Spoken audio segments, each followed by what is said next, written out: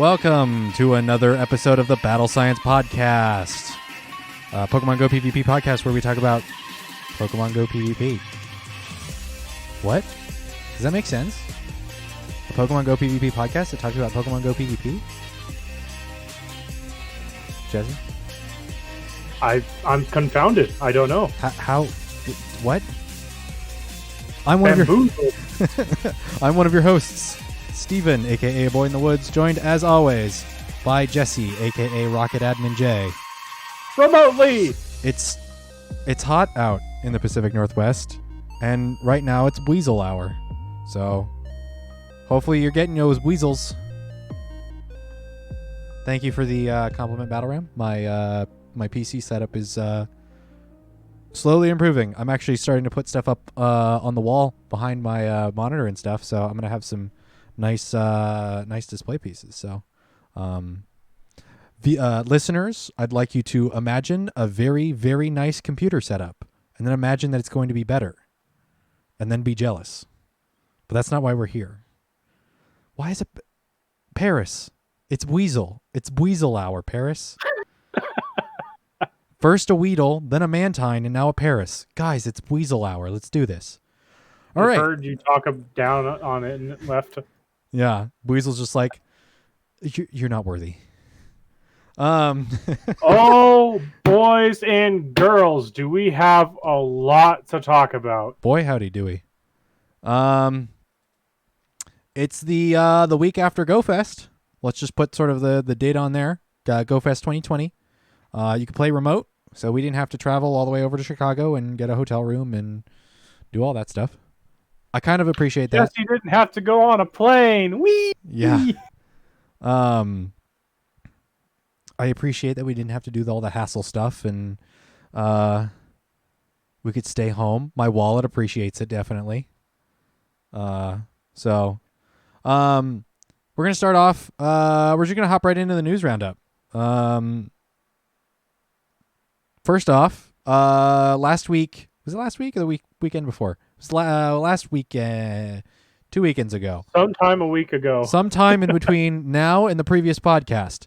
The Silpharina Continentals happened, and we have Continental champions to congratulate.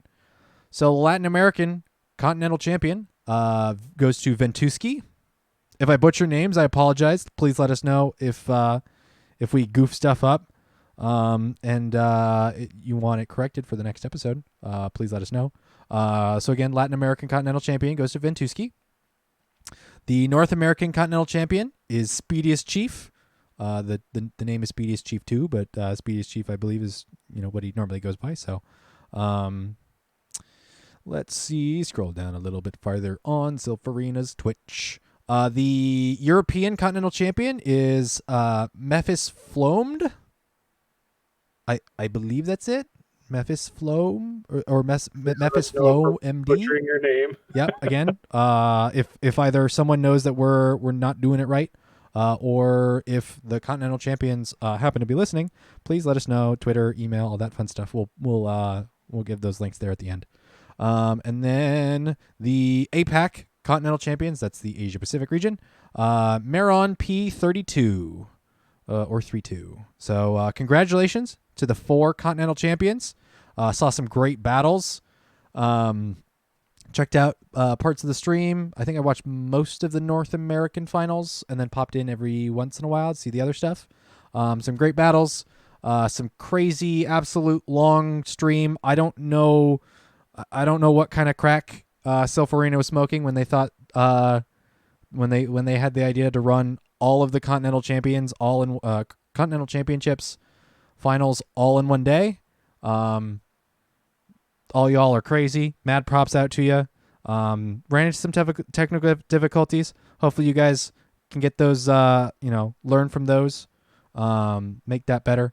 Actually, I think I might throw a DM and see what kind of tech they're running and see what I can learn from them. I don't know what's Big it called. shout outs to all the staff that help run the event and everyone that worked together with the staff. It's not easy. I can't imagine at that big a scale it was just something as easy as we did with Portland. The amount of players was probably players to staff, both on camera and off camera, was probably like 1 to 4 or something. Like an insane amount of people that helped work on that. Yeah, I'm gonna try and reach out at some point and get some juicy deets on the technical side, because I love that stuff. So, but thank you for broadcasting it for us. Yep, we should see here in August is the next month in chronological order, I believe. So we should see calendar year. Yes. COVID's still happening. Time is a flat circle. I don't even know what day it is. It's a Tuesday. It's a Tuesday, right? Unless you're listening to this, in which case it's a Friday. Or maybe a day later than that. Or in the future. Time travel. We should see the grand finals, I guess would be what it's called, for the Sylph Arena Season 2. That'll be coming up in August. It should be August, but you could also follow them on Twitter or any other social media platforms. Yes. And follow along with them. Stay in the loop. Yeah, I haven't seen any word yet as to like when specifically it's happening. I'll be really interested to see what the format is, considering it's just 4. If maybe like one part is Swiss, or if it will be like a double elimination or something. Yeah.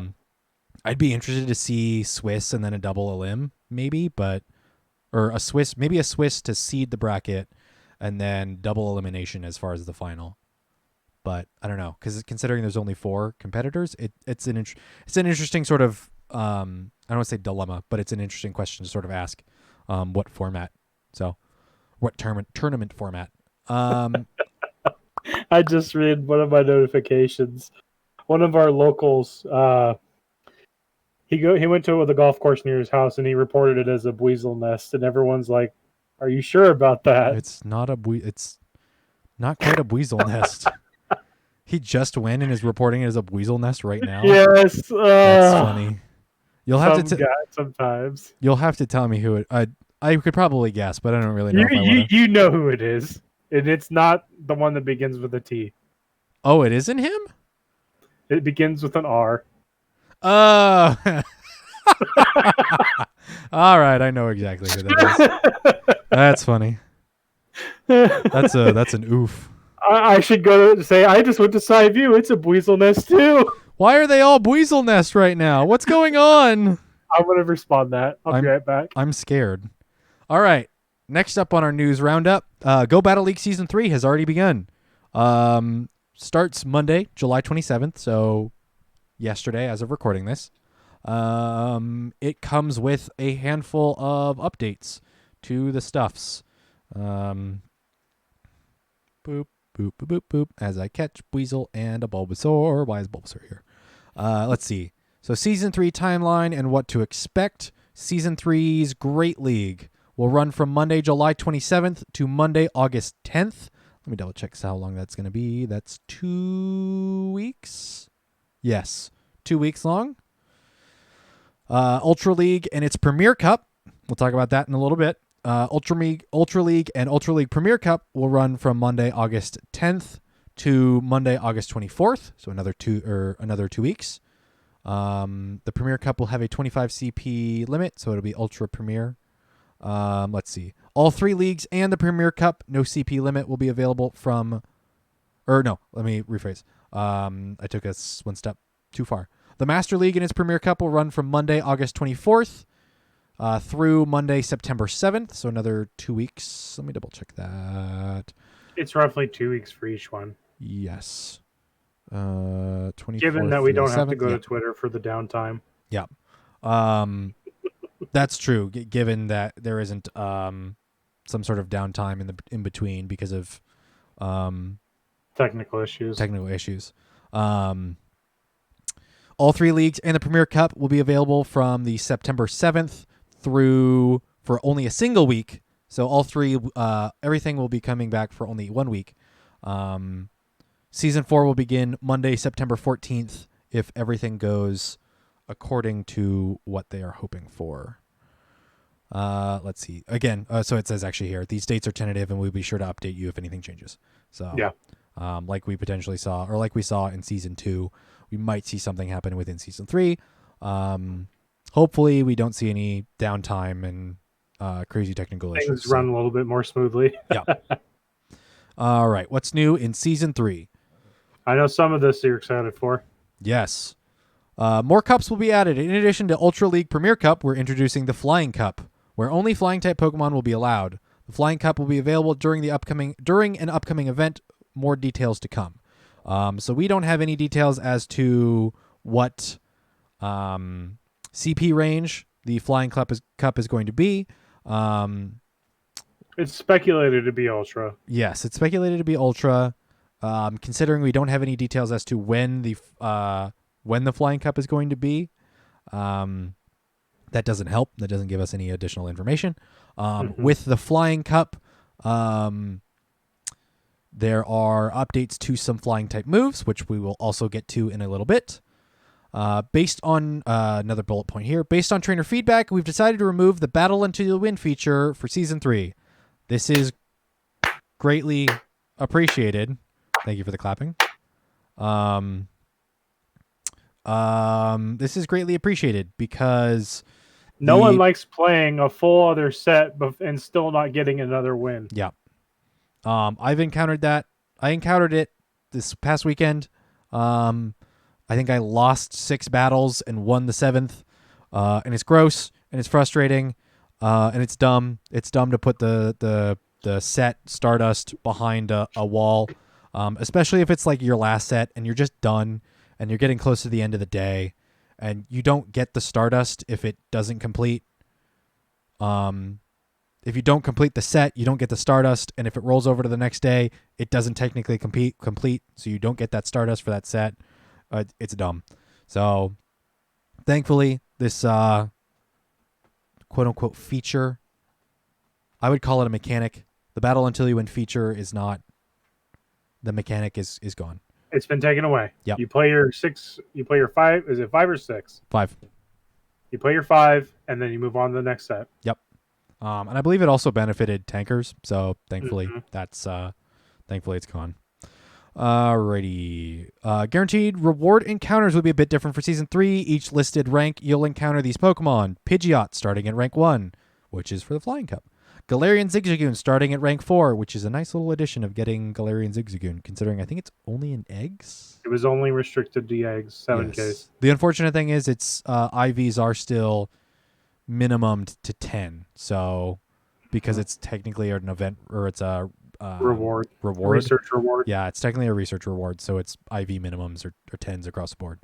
Galarian Farfetch starting at rank 7, neat, I guess. Rufflet starting at rank 8, also neat, I guess. That one's kind of hard on some people that I know because reaching rank 8 is a bit of a steep climb. Yes. And then putting something that is only limited to PvP currently, to my knowledge. Yes. It's kind of rough. But I mean, that, if anything, that should be something people to strive for if it's something they really want. Yeah. Actually, I think Rufflet was available for one of the Safari Zones, I think. It was one of the ones here in the States, but it got canceled, remember? But I think it still happened remotely, right. Didn't it? Yeah. So it still happened remotely, so some people have it without having to do the PvP stuff. I'm getting a yes from Battle Ram. So some people still got Rufflet without having to do PvP. Yeah, a rank 8 is a bit steep. I don't even expect to get to rank 8 within Season 3. And I'm most certainly going to be playing... I'm going to be playing more consistently. By the way, Fridays and every other Tuesdays, corresponding with the podcast recordings, I'm doing GBL streams. So if you guys want to check that out, come hang out. Come hang out for some memes and stuff. Let's see. Scraggy starting at rank 9. It's an odd pick, I guess. We have seen it in the wild, thankfully, so we don't have to worry too much about Scraggy being like exclusively limited. It came out, I think, the Dark Water spawn day or whatever. So hopefully we see it come back at some point. Maybe in one of the spotlight hours later on. But and then Pikachu Libre starting at rank 10. That's an odd one considering they said at some point Pikachu Libre was featured in Season 1. and then continue to be featured in season 2. It is now continuing to be featured in season 3 as a rank 10 reward. They did say at some point it would become a reward either at a lower level or either at a lower lower level or an alternative method. So far, we have seen neither of those. So there's a potential. I don't know why they would leave it at a rank 10 and then have it be available some other method while it's still a rank 10 reward. So I imagine at the end of season 3, it'll potentially get dropped down and become available some other way. Or it will I wonder if they were planning to do something during the first research week where it was supposed to be the battle themed, where they were going to have some sort of battle incorporation and have Pikachu Libre in that, but then they ended up just deciding to go with Team Rocket. That might be. Jesse, can you or somebody in chat, can somebody look up to see what when Pokken Tournament came out and see if we're nearing some sort of anniversary or something? Because we might see some sort of anniversary crossover event, which would be kind of interesting. Considering we just got Shadow Mewtwo, spoilers. Not actually spoilers. Considering we saw Shadow Mewtwo and we're getting Megas and some other cool stuff, we might see some sort of Pokken crossover event thing, which would be cool. July of 2015. So that would have been this month. That would have been a 5-year anniversary this month, and we haven't seen it. So is that a North American release? Or no, because if it was a Japanese release, if a Japanese release was earlier, we would have already passed it too. So I guess we're not getting a crossover for Pokken. That would have been cool. That would have been a cool thing, but oh well. So yeah, Pikachu Libre still in rank 10. We'll see it somewhere else at some point. Maybe. I don't know. Brand new avatar pose and avatar item for rank 10. I want to say, Jesse, have you seen these yet? I think it's the same. No, these are a new one. So the previous 2 seasons have been based on Steven from Ruby and Sapphire, the champion. Yeah, the champion from Ruby and Sapphire. This one I think is based off of the Jesse, you'll have to look it up and confirm or deny. I think this one is based off of your rival from Black and White. I think it's your rival, the blonde dude with the cap. I believe it's that pose. I think I was watching J Farm's J Farmakis and Scrubblord Dustin a few days ago on Monday. And they were, I guess, technically tomorrow or yesterday. And they were talking and looking at the pose, and they're like, "What is this pose?" And I was like, "I'm pretty sure that's the pose from the rival from Black and White," which would make sense considering we're getting a Unova event later, maybe. But I haven't seen the avatar pose and avatar item like super myself. I've seen them like in through another stream, so I would have to double check and see what that is like specifically if that's the case. For the premium rewards track, you will now earn rare candies after your 4th win. The number of rare candies rewarded will be reduced from 8 to 6. Cool, I guess. I don't know. I haven't heard anyone like uber complaining about that, so I don't know. That's good. Battleram is saying Pokken got a worldwide worldwide release in March of 2016, so we might get an event next year in March. Yeah, that would. Let's see, January, February, March. Yeah, potentially. That would be cool. Honestly, I'd love to see a 5-year anniversary of Pokken celebrated within Pokemon Go. It's a bit of a wait to get Pikachu Libre everywhere, but I don't know. I would be down because you'd see what else is featured in Pokken. I mean, the real Shadow Mewtwo, Scizor, I believe. There's Pikachu a lot of Libre. fighters. There's Blaziken, Empoleon, yeah, Gengar, Gardevoir. There'd be some cool stuff in there. Lucario. Is Gallade in there? I do not recall. I don't know. That would be really cool. I'd love to see that. All right, back on track. Nice little detour there. Buizel. At least these things can't be shiny. Let's see. That might actually have incentivized people to care. Yeah, I mean, yeah. I'm only catching them because it could be pretty good for PvP at some point. Not now, but maybe later. Trainers who finish Season 3 at rank 7 or higher will receive an Elite Charge TM rather than an Elite Fast TM. Besides that change, end of season rewards will stay the same as in Season 2. How's it going, Mr. Metapod? Let's see. Big move changes. Mr. Caterpie. Vaguely. Big move changes. We'll talk more in detail about the move changes later on in our meta analysis segment. Let's see. Before we wrap this one up, additionally, we will have 2 Go Battle League themed events for Season 3. Stay on the lookout for updates regarding these events on the Pokemon Go blog and social media. I want to say one of them was already leaked, but I do not remember which one. Because we've had in the past, what was it, Meryl and one other, where it was like you can do 100 battles in a day. Yes. So I'm trying to remember what other events they were. I know I didn't do them because that sounds super sweaty, and I'm not that insane. And I think I had something else going on. So I only remember the Meryl one. Yeah. I think it's been leaked, but I don't remember what. So go, if you're interested, go look at that. They haven't been officially announced, so I don't know. I guess if they haven't been officially announced, we're not required to cover it, maybe. That's just an excuse. I'll be honest, that's an excuse. All right, so we'll talk about the move updates later on. The next thing in the the news roundup, we have news of August's Community Day. Splashing in just this morning. Yep. It's Magikarp. It's Magikarp Community Day. Jesse, what's your thought on Magikarp Community Day? Because I know what I'm feeling for Magikarp Community Day. I mean, splashing. Like on a hype meter. 0 being no hype at all. Like not negative hype, just like not excited. To 10 as like a Gatorade get hype moment. Like, where are you at? 3. Oh, so not very hype. I think I'm at about an 8. I'm about 8. I was very excited when I saw this. I was yelling in my house.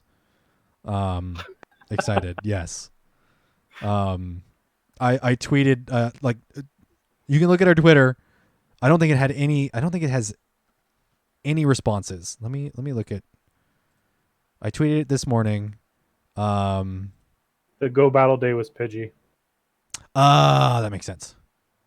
Okay, yeah, for the flying. That would make sense. Where?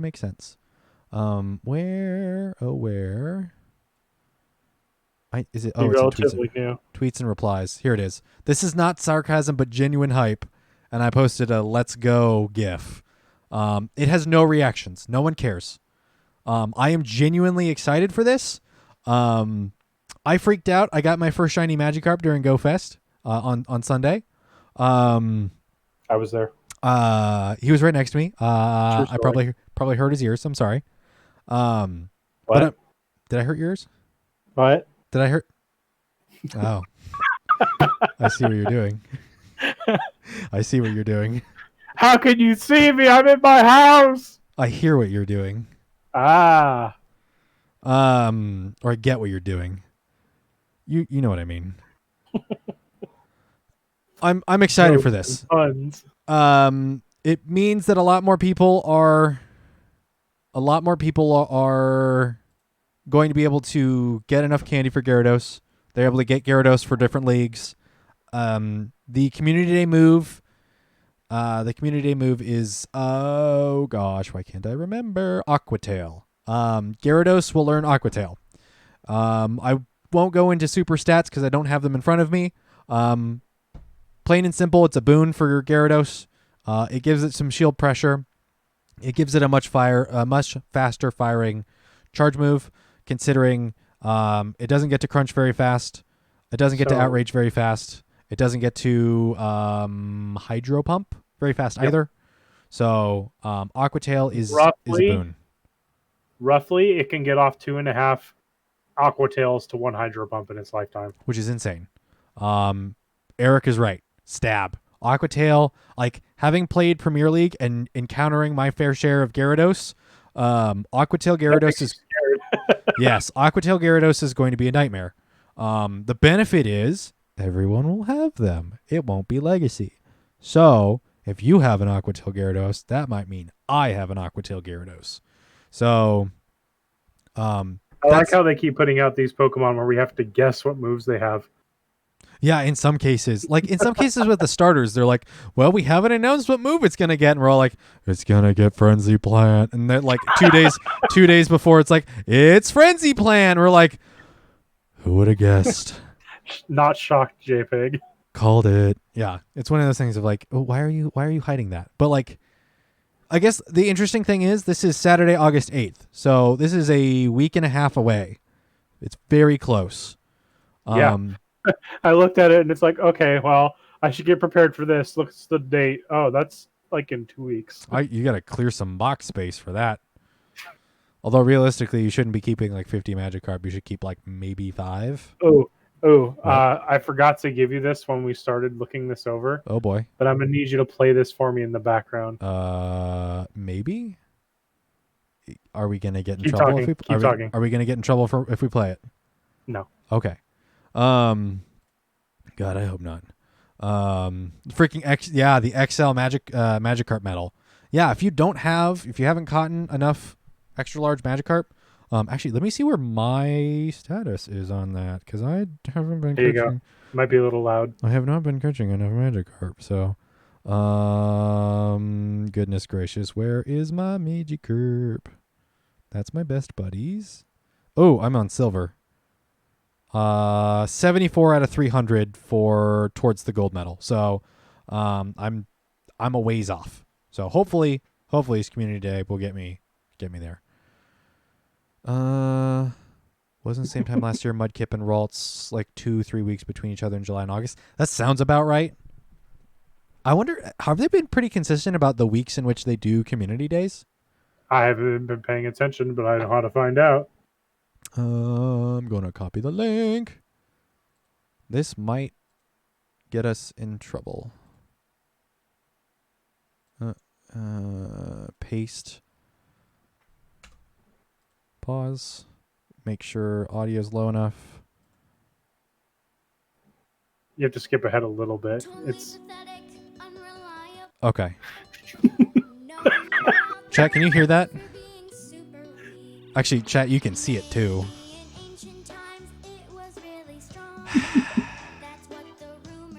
Let me know if it needs to be any louder. Yay, right. Magikarp! It's the Magikarp song. Congratulations, Jesse. This is officially cringe. Oh, please let me click on this. No! I had a Larvitar on my incense, and I missed it. Well, it stinks. Turn up a little. Okay. The problem is you can hear it, and then so can I. I'm going to post the link. You can go ahead and stop now. Okay. Congratulations, Jesse. I think you made this episode officially cringe. Oh, no. Oh, man, I got to restart game. It's pooping out on me just like it did in Community Day a couple times. That's about my hype level of this Community Day. I would say that puts your hype level higher than a 3, my guy. Let's see. So, just like in previous Community Days, special one-time purchase of an August Community Day box featuring 30 Ultra Balls and Elite Charge TM, 6-star pieces and an incense. If you're interested in additional items, we've got those available, or those will be available. And then for $1 or equivalent pricing in tier in your local currency, you'll be able to access the Community Day exclusive special research story, Making a Splash. Follow Professor Willow as he learns about Magikarp and its epic evolutionary journey. So one of the neat things about this is that Gyarados has a Mega. So a lot of the spawns, Jesse and I noticed a lot of the spawns from GoFest have megas. Gyarados also has a mega, so catch some good ones. If you find a hundo, keep that sucker. Since we still don't really know how megas work as far as if it's a permanent evolution, how it adjusts CP and stat products and all that stuff, we kind of just have to wait and see. Catch a bunch. Hopefully you get some good ones. Catch some shinies. And remember to use those Pineapps because it's a 400 evolution. Yes. Actually, one of the things they reference here, where is it? It takes quite a bit of candy to evolve Magikarp into Gyarados. Complete event-exclusive field research tasks to earn additional Magikarp candy. So, field research. Eric makes a good point. Let's see. If Pidgey really is going to be the Go Battle Daemon, that also has a Mega. Yep, Pidgey also has a Mega. They are working hard to distribute Pokemon. They're making sure that people don't have the excuse, I don't have any Pokemon, I can't Mega Evolve. Yep. So, catch them Pokemon. Okay, big bonus here. If you don't care about Magikarp, I'm sure you care about 3 times catch Stardust. So, grab that Stardust. That's where my 3 on the star rating comes from the hype. Yep. Use that. Use those star pieces. Catch them Magikarp. Even if you transfer all of them and you don't care, you're going to care about the Stardust. So get that Stardust. Incense activated during the event will last for 3 hours, so you only need to use 2 incense.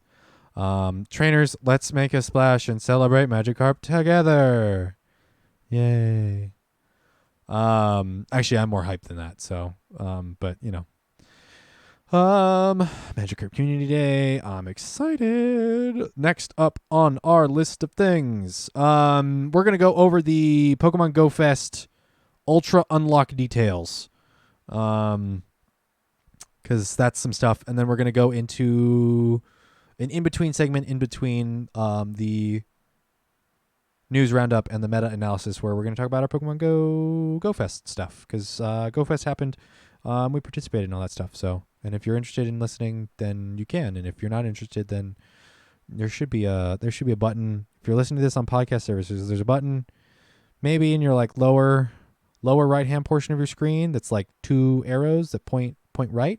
It's called a fast forward button. And if you don't really want to hear about a particular segment, you could just press and hold that button, and it'll probably fast forward. So, you know, nifty little feature. And who knows, maybe someday we'll put timestamps. Yeah, I mean, since we record live, it's a little weird. Actually, it's not impossible. I could realistically write it down while we're doing it, but actually, you know what? Maybe we start that next. Maybe we'll start that next episode. Timestamps, because I don't know. I'm not prepared to do that right now. But that is a good point. Always improve. Always find little things to improve.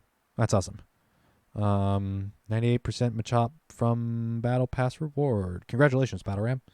Machop is solid for rating, and in GBL, it's got in different leagues. It's solid. So, alrighty, let's see where we are looking on this article, because there's a bunch of stuff. Get to have virtual team lounge, ultra unlock details. It's got a big header. I should probably actually like read and use my eyeballs. As is tradition with Pokemon Go Fest events, we're excited to unveil details of this year's Ultra Unlock bonus. Throughout day 1 of Pokemon Go Fest 2020, trainers will have 32 global challenges they can work together to complete in the Global Challenge Arena. We got most of these done in like 10 minutes, which is amazing and impressive, and like, goodness gracious, Pokemon Go players just get stuff done. You just get to work. It was insane. Every 8 challenges that are collectively completed will unlock 1 additional Ultra Unlock event week, up to a total of 3 events. When Pokemon Go Fest successfully unlocked all 3. Yes, we did not miss a single challenge. The final challenge, where it was just like 1 or 2 regions, I think it took 30-ish minutes to get it done within the hour, but we still got it. So it took us, I think, 20 or 30 minutes. But again, we got it done. Oh, take a deep breath, figure out back where it was. When Pokemon Go Fest 2020 begins. First week we got unlocked was the Dragon Week. Yes. You want to take over, Jesse? Sure. I'm going to take a breath. So, the following Pokemon will be more appearing frequently in the wild. Alolan Executor, Horsey, because it's Kingdra when its third form. Yay. Dratini, Trapinch. I know you're all excited for that. Woo! Swablu, Woohoo, and Bagon. Yeah. And if you're lucky, meaning maybe 1 in 400 spawn, you'll find a Gibble. Maybe. Probably less spawns than Go Fast. Yeah. From the 7Ks, because everybody loves them 7Ks. How can you hatch eggs if you're in your house? You have the same as above, including Dino and Gibble and Bagon as well. Yeah. Rayquaza will be coming back to your 5-star raids. I know there's a lot of people that I've talked to that are excited to get a shiny Rayquaza that missed it on the first time it came around. And now with remote raids, everyone is going to be throwing their money at their screen doing that. Not to mention that if Delta Rayquaza ever comes up or Primal Rayquaza, that'll be another one that people want to save up on for that. Are there but two? Like someone in, or is that considered the same? There's Mega Evolutions and there's Primal. Okay. Different things, but it'll be interesting to see how Pokemon Go handles it. But Rayquaza has two? Rayquaza has it has its primal evolution is called Delta Rayquaza. Oh, okay. But that's considered a mega evolution as far as mechanics are concerned? Yeah. Okay. Even though it doesn't It's not a mega, evolve. but it works like a mega. Interesting. And then not only that, you'll have a chance, your 7-day streak reward box will drop Larvitar, and instead you'll have a chance to encounter Dino. Dino also being able to have its shiny release during this event. So if you're looking for a Yoshi and or green Dark Dragon, there is your Yoshi. Hopefully its spawn rates will be reasonable. Yeah. But I know for a fact a lot of people I've been talking to are really excited to do the Rayquaza. So get your fairies, get your ice types, get your rock types ready. Start saving up some of those passes. That will run you from July 31st, which will be the day this recording goes live. So if I'm okay, let me kind of butt in here. If I'm reading this correctly, wild spawns are Alolan Executor, Horsey, Dratini, Trapinch, Swablu, and Bagon. Gibble is a rare spawn. Yes. Gibble and Dino will be hatching from 7K eggs. So does that mean Dino is only in eggs for this event? Eggs and research. And its shiny is released. Mm-hmm. Gross. Yep. They got to keep it rare. So let's see, July. Timed research. Okay. Timed research this week for a chance to create not one, but 2 Dino. Okay. So you have a chance to catch 2 Dino from timed research as well. Yeah, but you've got to make that count. You got to get it in that within that window of timing. No, so it's timed research. It's not the weekly final it's timed. research. Okay. Yeah. So it'll be a normal research during the event. It'll be some sort of research string within the dragon. Catch a dragon. Well, at least there's bonus spawned. If someone's been holding on to the field research of catch a dragon for what? Should be rare candy, I think. Then awesome. And again, that'll run you from this Friday to next Friday, 1 p.m. your standard time. Or no, it's PDT. Okay, cool. They're running it from an entire week rather than the like weird 4 or 5 day thing that they've been doing. Mm-hmm. So that's awesome.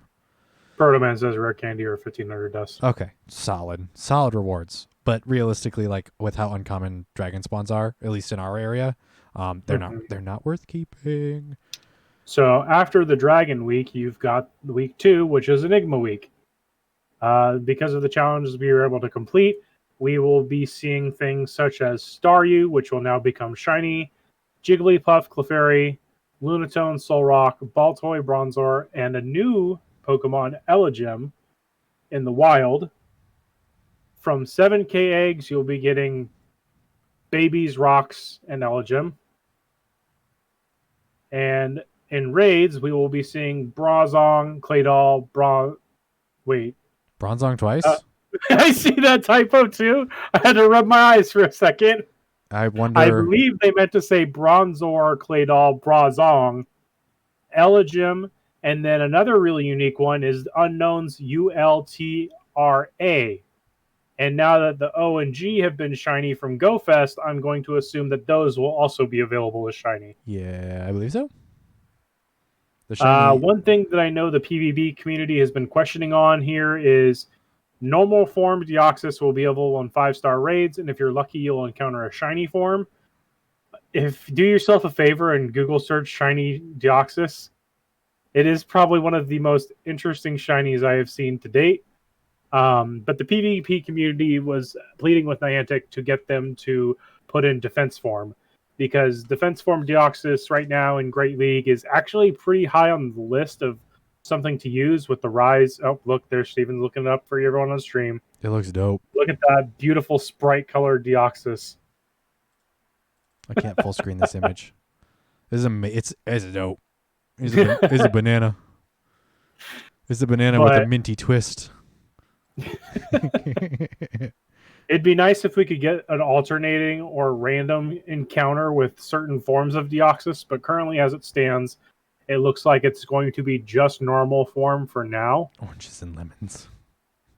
Again, Enigma Week will run from August 7th. Wait. Yep. Is that another typo, or am I reading that right? August 7th to August 14th. So these events are running back to back to back. Okay. I was looking in one place and reading something else. Nope, you're good.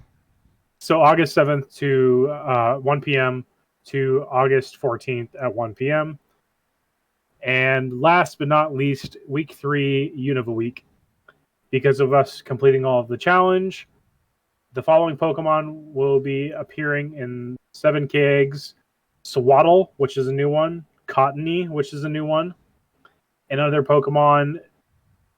Oh, look at that. I didn't read this part. Amolga. That's a new one.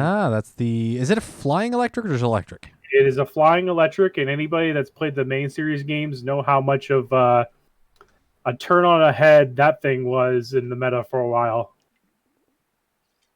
If you're interested in learning more about it, I would search up the VGCs and Amolga. Mm-hmm. Ooh, that made some dragons upset. Wait, really? But yeah. How so? Yes, it did. Look it up. It made dragons upset? It did. Also, we'll be getting Buffalant appearing in the wild. Buffalant. That's how you say it. Buffalant. And it says it'll be appearing in the wild and hatching from 5K eggs in New York City and the surrounding areas. That's a weird bet. I read that earlier. That's a weird restriction. Buffalant will be appearing in wild and hatching from 5K eggs. So the reason for that is because the Unova region is like based around New York and New York City, sort of. Why? It's our first state regional. Yeah. Yeah. It's a weird, and not in Buffalo. Yeah. Why? Should be in Wyoming or any of the plains of the US. I imagine that after that week, it'll probably become more open and available. Or after, let's see, because it's only around for. Let's see. Yeah, there's a chance that it'll be within that area. It might be within that area boosted more. I don't know. It's a weird case. Roggenrola and other Pokemon originally discovered in Unova will also be available in raids. Genesect will be moving into the 5-star raid slot. As far as I know, it's the base form Genesect, the one we've gotten from the special research that you had to purchase, and the one that was supposedly going to be in EX raids, but then kind of got taken out of it because of the pandemic. I don't see any information to confirm that it's going to be a different form yet. So if you have it already, it's just extra at this point. Or if you want to try and get a better one. The downside is it won't be in range for Great League. So anything you're looking at from raids is going to be level 20 and above. And then if you're lucky, Shiny Roggenrola, which I personally haven't looked into what it looks like, but I won't turn down the chance to get more Roggenrola candy. We will look at shiny Roggenrola. I want to say it looks really cool. It goes purple. Oh, yep. Oh, wow. Yep. Yeah. That's awesome. I like that Gigalith. Yep. It goes from red crystals to like a teal crystal and a purple rock. That's awesome. That looks so cool. But Gigalith in general, it was one of my favorites of the gen for the design. Yeah, Gigalith is a really... It literally looks like a walking mountain. You know what that one, the shiny, reminds me of? If there's anybody that's as old as dirt as I am, there was a kids show on Nickelodeon back in the day called Guts. And it was like a multi-purpose sport athletics show. And at the end, they had to climb this giant mountain. That thing looks like the mountain they had to climb. I like the crag. Yes, the crag. I like Battle Ram's anecdote here. It's like a Rocky Grimace. The McDonald's, one of the McDonald's mascots. Yeah. It's a Rocky Grimace. The facial expression sells it for me. It's great. Yeah. Yeah, this is that's awesome. I am most certainly going to look out for that one. But I think that covers it for the majority of the Ultra bonuses. Yes. Personally, I'm looking forward to the third week, the Unova one. It kind of sucks because we're not local to New York. We're literally the other side of the country. Exact opposite side of... we can hit... Oh, God. If you follow I-90, you can hit a beach in Jersey just north of New York City. Mm-hmm. So, yeah. You know, oof us. I mean, I guess oof most of the U.S. and all of the rest of the world. Any of our listeners on the East Coast, save us a couple. I imagine that, like you said before, I imagine they're going to come around. They'll come around for everywhere else at some point. All right, ready to move on to the next part? Yeah, just had to hydrate a little bit. I'm about to do that myself right now. I'll be right back. Water. It's the quenchiest. It'll quench you. I'll be right back. All right. Okay, so our next bit, we'll be talking about our experience with Pokemon Go Fest, because we spent the is it $15, $30? Jesse bought my ticket. Thank you, Jesse, for buying my ticket. So I actually don't know off the top of my head how much it costs. Saturday, Sunday, Go Fest. 15. Okay, thanks, guys. I don't really know where to begin. Should we start at the very beginning? On some day at the end of June of 1995, some hospital in Louisville, Kentucky, a wild Steven was born. No, that's way too far. That's way too far in the beginning. So we're going to fast forward about 25-ish years to July 26th. 26th? No, 25th. 25th. Dates, numbers, maths. July 25th, 2020. Pokemon Go Fest. First ever remote Go Fest where a bunch of people don't have to travel to Chicago and like trample all over a park for hours on end. It was, yes, Fernando, it was great for me because it was free. So I had to temper my complaining during the event for sure, because it doesn't make sense. I had it for free. What I got, I had to be happy with. Let's see. So initially we started 10. Jesse and I, we met up, met up. We went to a park, in a nearby town, pulled out some lawn chairs, socially distanced, and then just started catching Pokemon and stuff. 10 o'clock rolled around. Everyone else was working out fine. I was actually running into some weird issues where I was only seeing limited spawns. We were at a park that has roughly 7 or 8 stops, and is just the stops are just distanced enough that it's not quite a Quadrillure. What just would it about be? it's just about a quad lure. So I was running into an issue where I was only seeing, without an incense, I was only seeing 2 to 3 spawns max. Right at the Um, beginning of the event there, yeah, yeah. so I was seeing like one incense spawn, or no, I was seeing one lure spawn and like 2 wild spawns. I was not seeing any other lure spawns, or anything boosted. So, and then when I put an incense on, I was seeing an additional spawn. Um, So I was seeing very limited spawns. Jesse can attest to my complaining and confusion. Oh yeah. Restarted the game, nothing. Restarted phone, nothing. Um, it was just having issues. My thought is, in some cases, I think spawns were overall. My thought is nothing was confirmed. This is just pure speculation. Having at least a tiny amount of knowledge as far as how the game works. My thought is that in some cases the spawns were limited per person, due to the fact that, or limiting spawns per person so that the server's not overloaded and loading 20 spawns per person for every region. Um, it's an unfortunate circumstance if that was the case. It kind of sucks. It went away after a little while. I was starting to see more spawns when we were like out walking around. We saw more spawns. I noticed, I think once or twice, in other instances where it felt like that was that was the case. But nothing. I don't have any proof. Again, it was pure conjecture that that's the case. It would be understandable if it was if they were sort of lowering Limitation on spawns. spawns. Yeah, if there was a limitation on spawns, it would make sense. Considering we're in PST, we're one of the last, if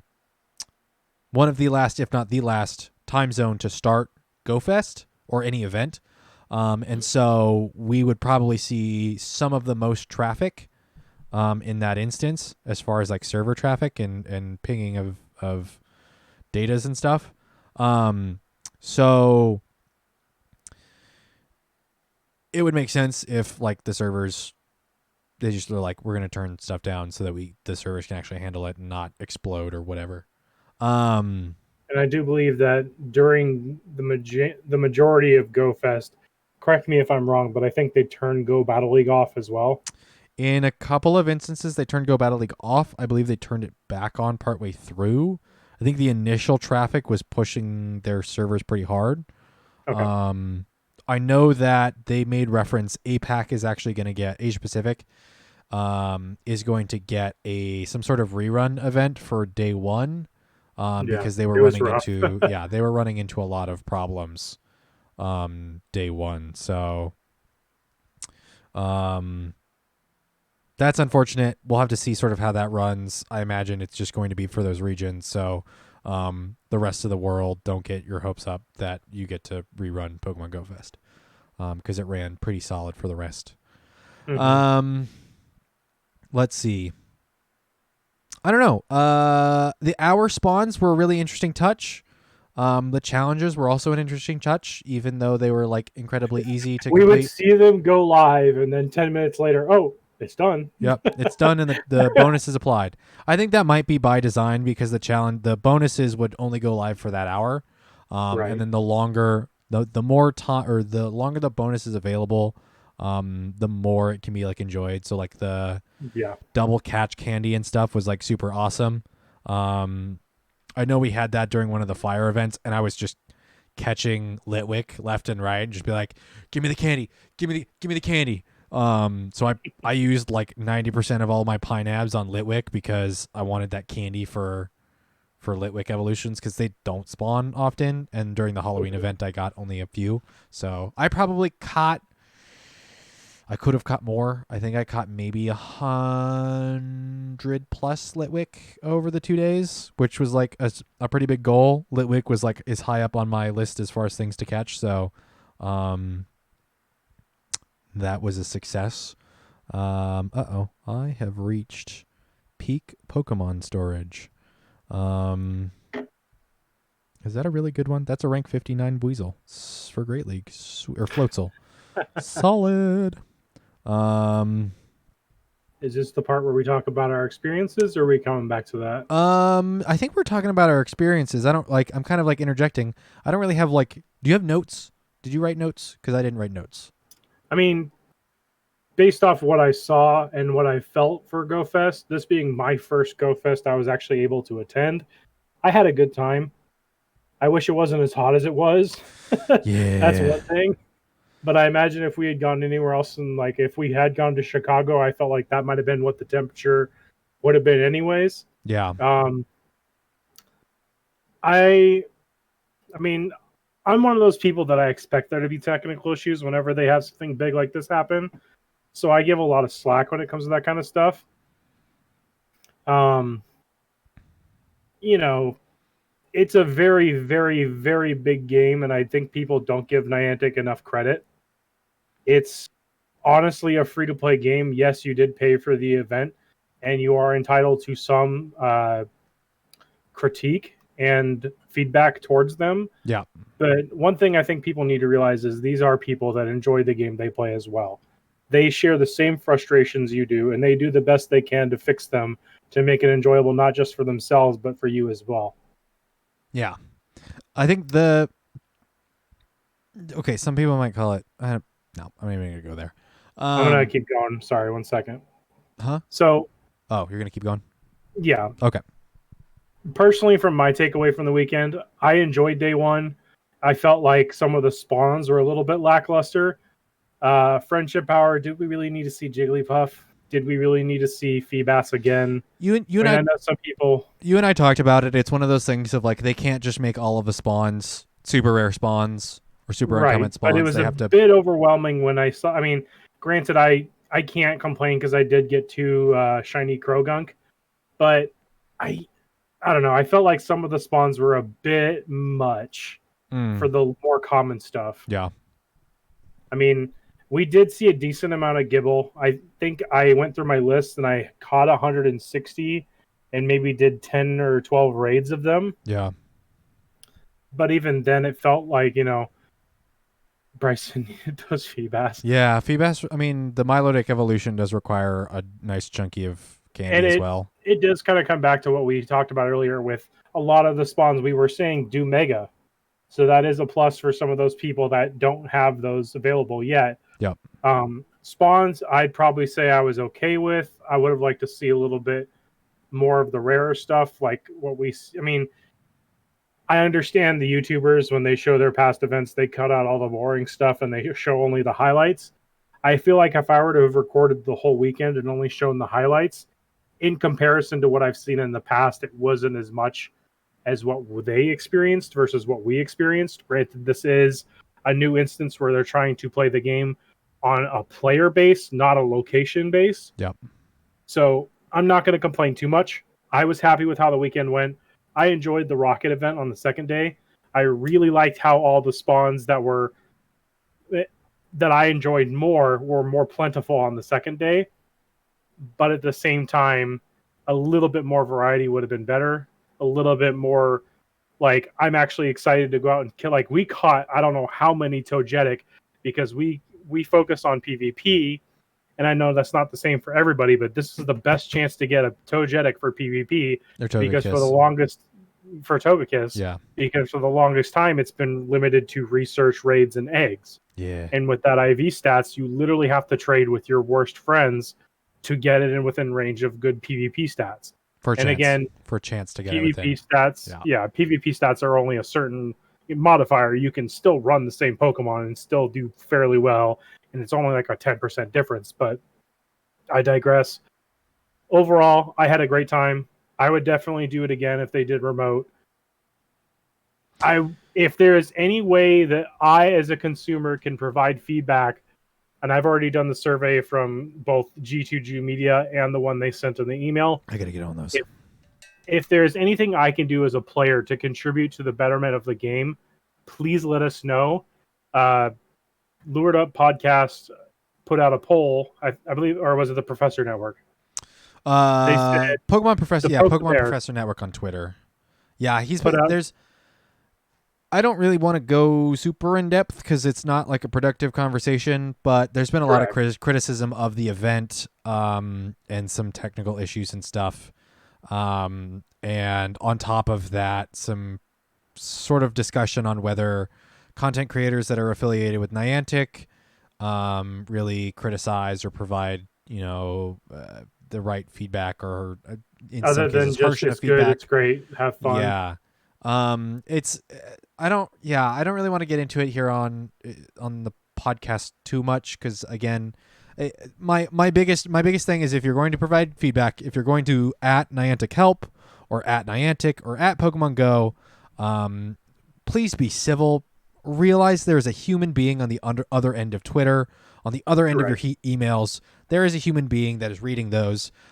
If you make threats, if you're disrespectful, one, don't. That's disgusting and dumb. And then two, it's not helping the community. Be yeah, creative, be insightful, share your opinions and thoughts, be polite about it, and ask if there's any way to improve. Constructive criticism. Constructive criticism. Be courteous. Don't be Words. disrespectful. Don't be disrespectful. The people on the other end are humans too. So I feel like there was a second point and I don't remember what it was. So I guess it's But yeah, that's maybe pretty not as much important. my takeaway. I had a good time. I would have loved to get out more, but again, we're in a situation right now where we can't meet up with all of our friends. We can't go to all these different places. We have to play remotely and respectfully of others. Yeah.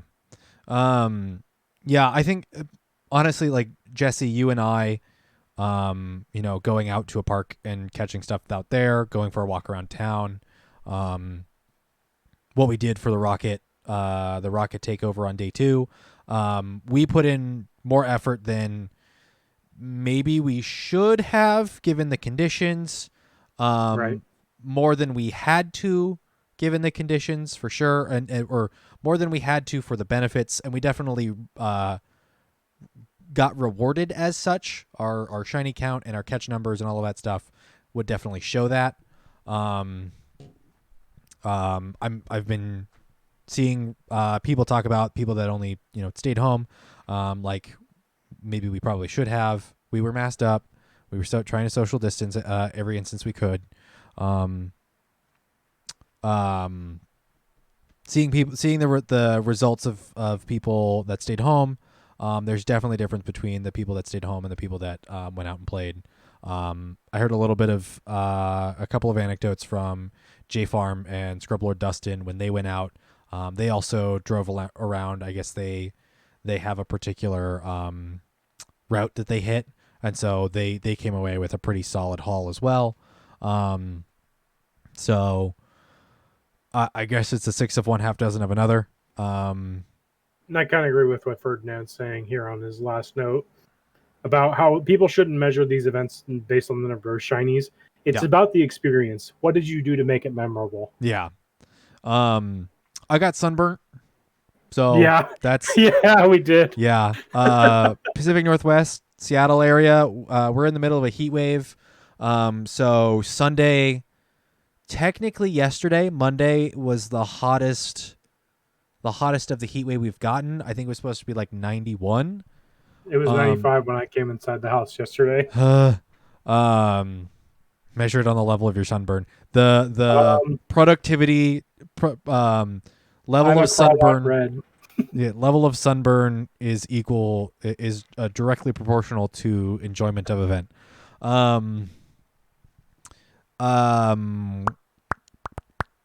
So Monday was like at least 90, if not higher. Today is like 80s or high 70s, low 80s. I walked out of work and I could breathe. Yes. Sunday was, I think, around 90, which is why we stayed in an air conditioned car, like 90% of it. And then Saturday was, I think, high 80s. I'd say about 85. Yeah, and because we didn't put on sunscreen like the dinguses we are, we got toasty. So I've got some ankle burns and some arm burns. Thankfully, my ears aren't as badly burned as they could be. I was wearing a hat, so I think that Sunday helps. you popped off. Huh? You popped off on Sunday, What do you mean? just with everything going on. Oh, well, I mean, because I started the day off at like 10 o'clock by drinking a gummy bear flavored like energy drink thing. There's a local coffee shop. Oh my god, I wish we could get sponsored, but because they're only local, if you're ever in the Snoqualmie Valley, go to Huck's Daughters. They have a thing called Huck's Energy. They recently did a gummy bear flavored thing, so it's like Red Bull and like a juice or something, and then like a squirt of some sort of other flavor.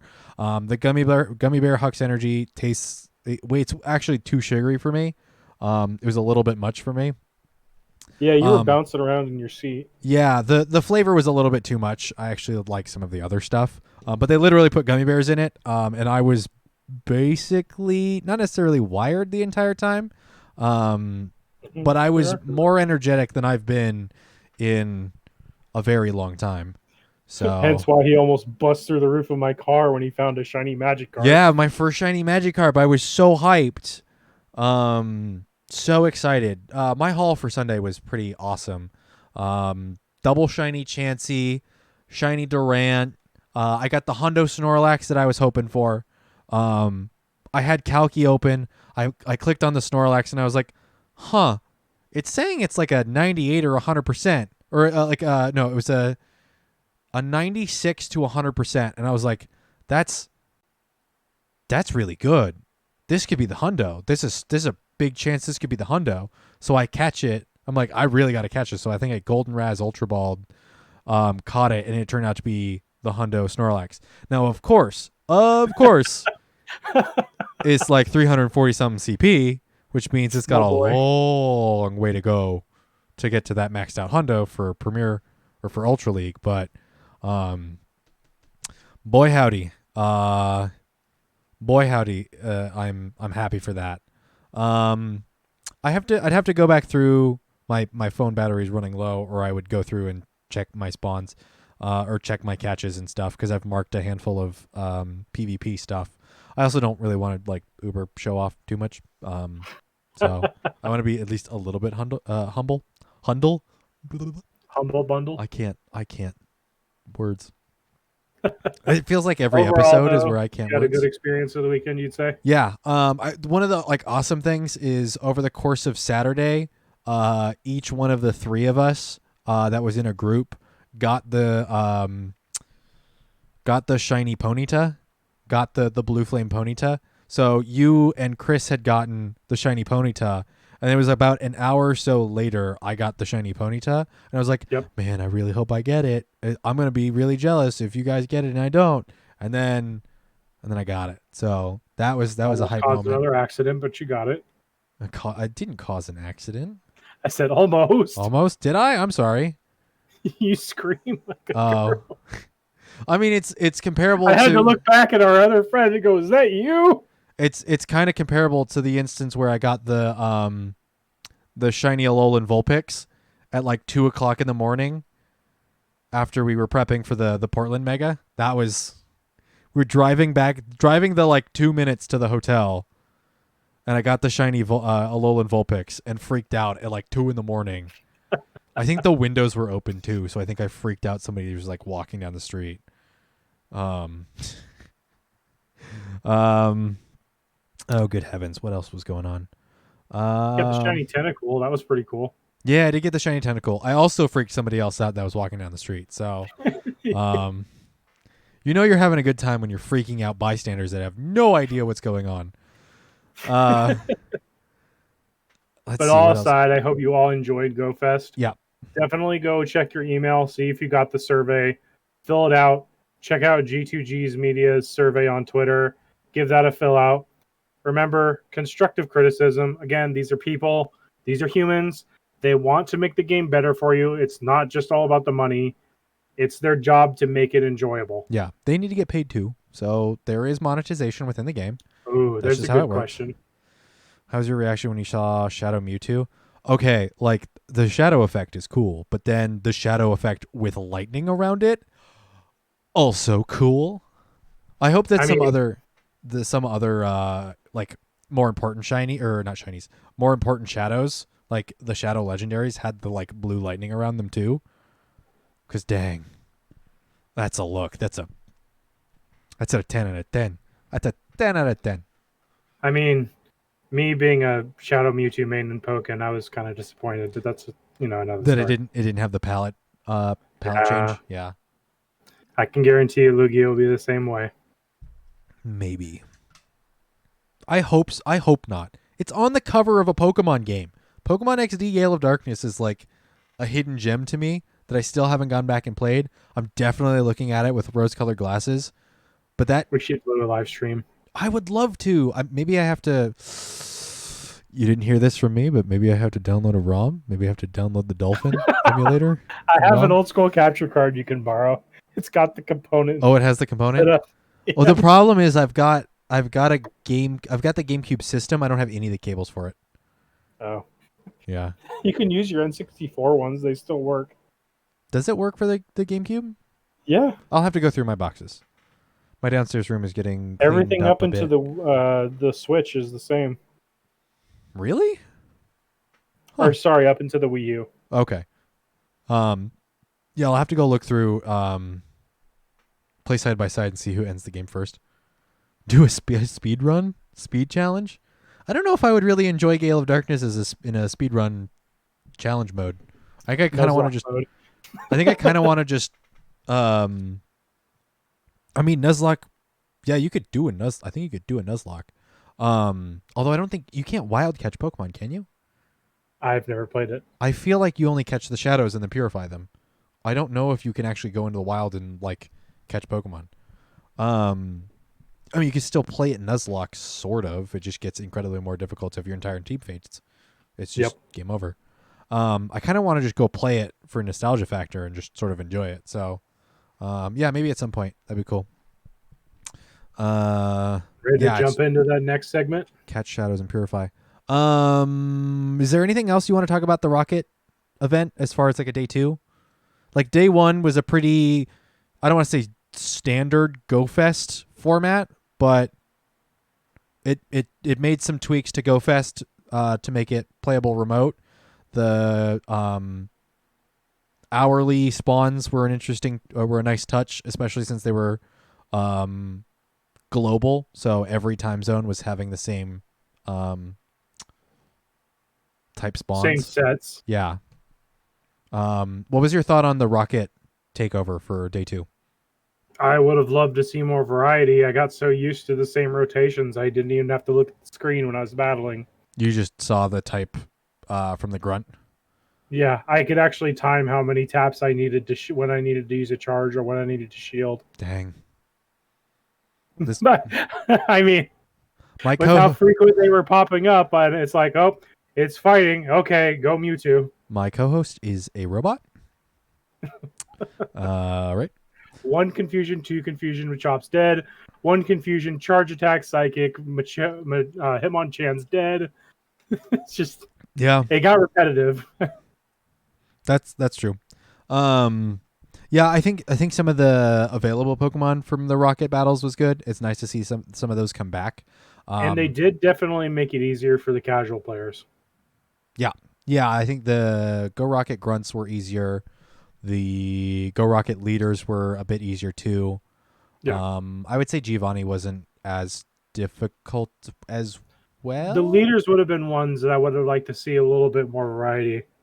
Yeah, because they rather than their current leads and teams, they went back one rotation. One it rotation. Was Beldum on Sierra, Cliff with Pinsir, and Arlo with Mawile. Yeah. So yeah, I think you and I were more interested in the wild spawns, and incense spawns for day 2. Yeah, for day 2. So we busted out that research. I do kind of feel bad. I should have looked out for a purified hundo of Sableye. Yeah, because I feel like I'm gonna miss out on that. But I did at least 20 of those, and none of them were good. Yeah, we could have gone harder for those. I'm not like too upset. It's just something that I'll have to look out for in the future. And hopefully Sableye comes back within a Go Rocket rotation at some point. So I'd just like to see maybe a weekly change of the generic rockets. maybe a The month, grunt. maybe a monthly. I don't know if weekly would make a whole lot of sense. I mean, Yeah. how often are you doing Go Rocket Maybe grunts? do it on nest rotations. Yeah, that might work. So yeah, I'd like to. I mean, I still never saw a male grunt with a Snorlax, both in the previous week event or this one. yeah, And that was one I really wanted to find, but yeah, that's no true. dice. Yeah, I don't think I didn't see any of that either. So yeah, I think they still the Go Rocket grunt rotations and spawn pools, I think, still need some tweaking and adjustment and stuff. There's some I'd love to see more like the leaders and stuff have some more interesting Pokemon. What was it? You were saying like the Gen 2 or Gen 3 starters? I'd love to see the starters, but I'd also love to see it was the Alolan forms. So Alolan Executor, Alolan Raichu, and Alolan Marowak as shiny, or not as shinies, but as shadows. And actually, I guess since all of their shinies are released, they could all be, what's it called? They could all be leaders. Shiny. Yeah, they could all be leader shadows, which would be cool. I'd love to see that. It would make their first Pokemon a bit more of a threat, considering all three of those are pretty solid. When it comes to like weaknesses and stuff, but they could also tweak the tail end. Although double Lapras Sierra is nothing to sneeze at. So realistically, if they gave her, I don't know, if they gave her Alolan Raichu or Alolan Marowak or something, I don't know which one would get which. But if they did turn it into the Alolan forms, or gave the Alolan forms to the Rocket leaders, that would be, I don't know, it'd be a nice touch. I'd like to see that. Let's see. Ooh, some interesting stats. Numbers from the weekend. Trainers caught nearly 1 billion Pokemon. Trainers defeated That's over a lot of zeros. 58 million Team Go Rocket members. Trainers sent 55 million gifts. Trainers on average walked nearly 15 kilometers each. Actually, I want to do the math on that. Okay. 55 million. That's 55 and then 9 zeros. A whole lot of zeros. I have no. Yes, I think. Okay. If each person was allowed to send up to 200 gifts, that means 275 million trainers needed to send those gifts.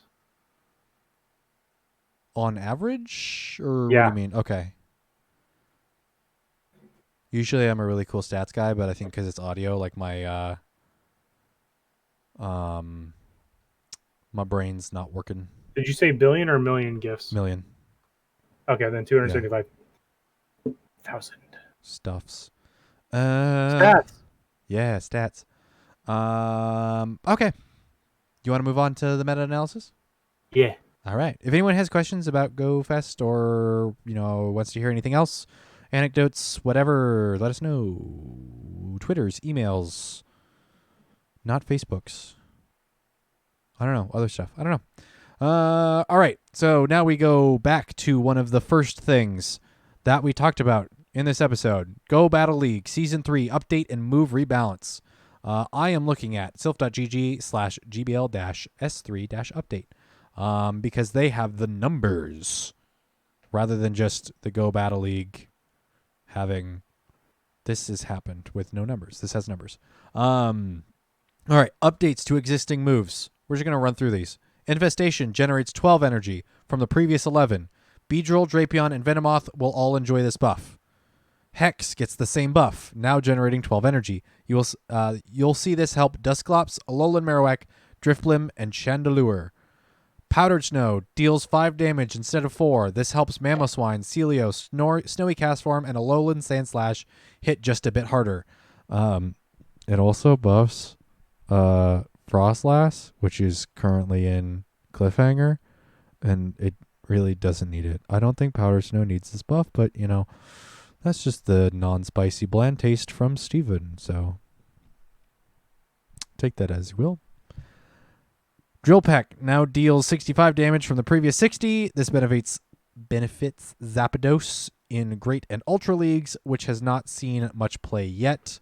I think it was Marto Galde? No, who was it? Marto Glade? No, it was Ryan Swag on Twitter, I believe, was saying Drill Peck needs to get buffed up to 70 for Zapdos to win against more of the grasses. I think it was... Oh, good heavens. I think it was the grass starters and then like one or two other instances of grasses that Zapdos still doesn't win against just because Drill Peck doesn't do quite enough. It doesn't quite push it over the edge in instances where it probably should win. So, but we might see another buff to Drill Peck, but, Drill Peck was not super useful in the past, so... Brave Bird now hits harder with an increased damage from 90 to 130. However, it also drops your defense stat by all 3 stages. This gives flying Pokemon like Skarmory, Braviary, Ho-Oh, Pidgeot, and Blaziken. Blaziken's not a flying type, but okay. Blaziken access to a strong flying type move. At the cost of all of your defense? All of your defense belong to no one because it's gone. But that's something we talked about in past episodes where Brave Bird in the main series games was a move that damaged you. Yeah. They could just add a debuff to it, and they did. Yep, which is awesome. Also, kind of question of like, does Blaziken get to Brave Bird fast enough that does it actually make sense? Yes, chickens can't fly. I mean, your opponent has to be worried that it might be a Legacy Stone Edge or now even a Brave Bird nuke. Yeah. Yeah, like are you using what is it? Fire Kick? No. Blaze Kick? Blaze Kick? Are you using Blaze Kick? Are you using Blast Burn? Blast Burn. It's a weird, it's got weird combos, but the kind of question is, does it get to Brave Bird fast enough? And are you running it as a lead where that's going to be not helpful because someone's going to shield it? Like, it's kind of situational. You could run as a lead, drop Brave Bird, and then swap out. Yeah, there's a handful of other Pokemon with like superpower that happens. Or is it superpower or is it close combat? Or both? Superpower. Where it's like, okay, neat, but like, does Blaziken really last long enough for that to matter? Yeah. I don't know. Or you build up to it and then swap out, and then when it comes back in, potentially as a closer, bada bing, bada boom. Boop. Let's see. Blizzard's damage has also increased from 130 to 140. This will help some of the bulkier Pokemon like Regice and Empoleon that can charge up the energy to use this move to secure more KOs in battle. Blizzard on Whiscash just got a little bit better. Yeah. Oh, yeah, and it gets to it. It gets to it at a reasonable pace too because of Mudshot. Flash Cannon now requires 70 energy instead of its previous 65. This acts as a slight nerf in certain matchups for Registeel and Skarmory. Rip. Focus Blast damage has decreased from 150 to 140, making it another slight nerf for Registeel. F's in chat for my boy. It's not dead. Shut up. It's dead. It's not dead. It's still plenty usable. It's just a little bit less crazy. Rip. Stop. I mean, with all the Mud Boys coming out of the nowhere, there's really no point to run Steel right now. Sure. Yeah. I mean, so yeah, Registeel is a bit less appealing, but that doesn't mean that its performance. Yes, let Registeel die, lol. Like, Registeel's not useless. It's still a beast. You just can't bait. Yeah. Or it can't bait. Yeah. Yeah. I mean, it still performs really well. It this way. It's a little less attractive. From what I've been seeing in my first couple matches of Go Battle League this season, I have no need to run Registeel. Because the meta's shifted. Yeah. And people are, and I think people are, one, not running Registeel, and so two, the counters to Registeel just aren't going to be around as much. So, all right. Last one here on the change. Moon Blast's energy and damage stats have stayed the same, but the chance to lower your opponent's attack stat has decreased from 30 to 10, making the debuff less common. So I think that was much needed. That was a similar instance with Cresselia. Well, that's on Cresselia, but Ancient Power I think went from a 30 to a 10. Yep. Yeah, its energy and damage stats stayed the same, but it adjusted here. I've never heard it called that, but that's... I can't get that visual out of my head now. That's gross. Thanks, dude. All right. Everyone wants to try Obama in the flying toilet. I'll have you know, yes. I have a rank 12 toilet that I just powered up. I mean, the benefit is Palper Shiny still keeps the beak orange, and it doesn't turn into a porcelain white. So, you know. All right. Oh, gross. Geez. Thanks. I hate it. I can't unsee it. We'll move on a little bit here. Moveset updates. So Braviary, I believe, gets access to... I believe this is how this works. Braviary gets access to close combat. Braviary gains a strong charge attack that is super effective against rock and steel types, its main counters. Braviary is a flying fighting? It's flying normal. Flying normal, just like everything else? Okay, that's... Yep. It's interesting. Wasn't it you that made the comparison of beefier Staraptor? Yes. I believe stat-wise it's a beefier Staraptor. And it's also a lot... But unfortunately, it's also a lot less available because it's within a Safari Zone and rewards in GBL. So, Braviary or Staraptor for fighting flyers? Hawlucha, apparently. I mean, obviously. Doesn't it cap out below 1,500? It's not out yet. Oh, I thought it was. No. Oh, all of its stats are... Okay. Weird. Oh, that's right. It's next gen, too. That's why. That's right. We were talking about Hawlucha because Flying Press came out, and it's on Lucha Pikachu. Yep. So, yeah, we won't see Hawlucha for a while. Yep. I can imagine Hawlucha is going to be some sort of like monster within Great League. I don't imagine it will get within Ultra. Like maybe a maxed out Best Buddy could be usable, kind of like Galarian Stunfisk within Ultra, but it's probably not. Or was it Ultra or was it Master? Ultra. Yeah, it's probably not going to be like ideal. So, plus it gets to play around. Great League's meta is just a lot more open, so Hawlucha could probably play around a bit more within that open meta. And it's unique typing. Fighting flyers. Having used Staraptor, I know how weak it is, Eric. Or how frail it is. It can put in work if you use it in the right situations. But if you get into a disadvantageous situation, it can't really hold up. So I don't know what Braviary's stats are and what other moves Braviary gets. But if you have a good Great League or Ultra League Braviary, it might be something to look for over Staraptor. If you're looking for an interesting matchup that the Fighting Flyer, Staraptor is definitely something that I haven't seen Starly a whole lot recently, but it's been around. So if you have a good one, give it a shot because it's definitely an interesting combo. A nice little twist as far as what a flyer can do.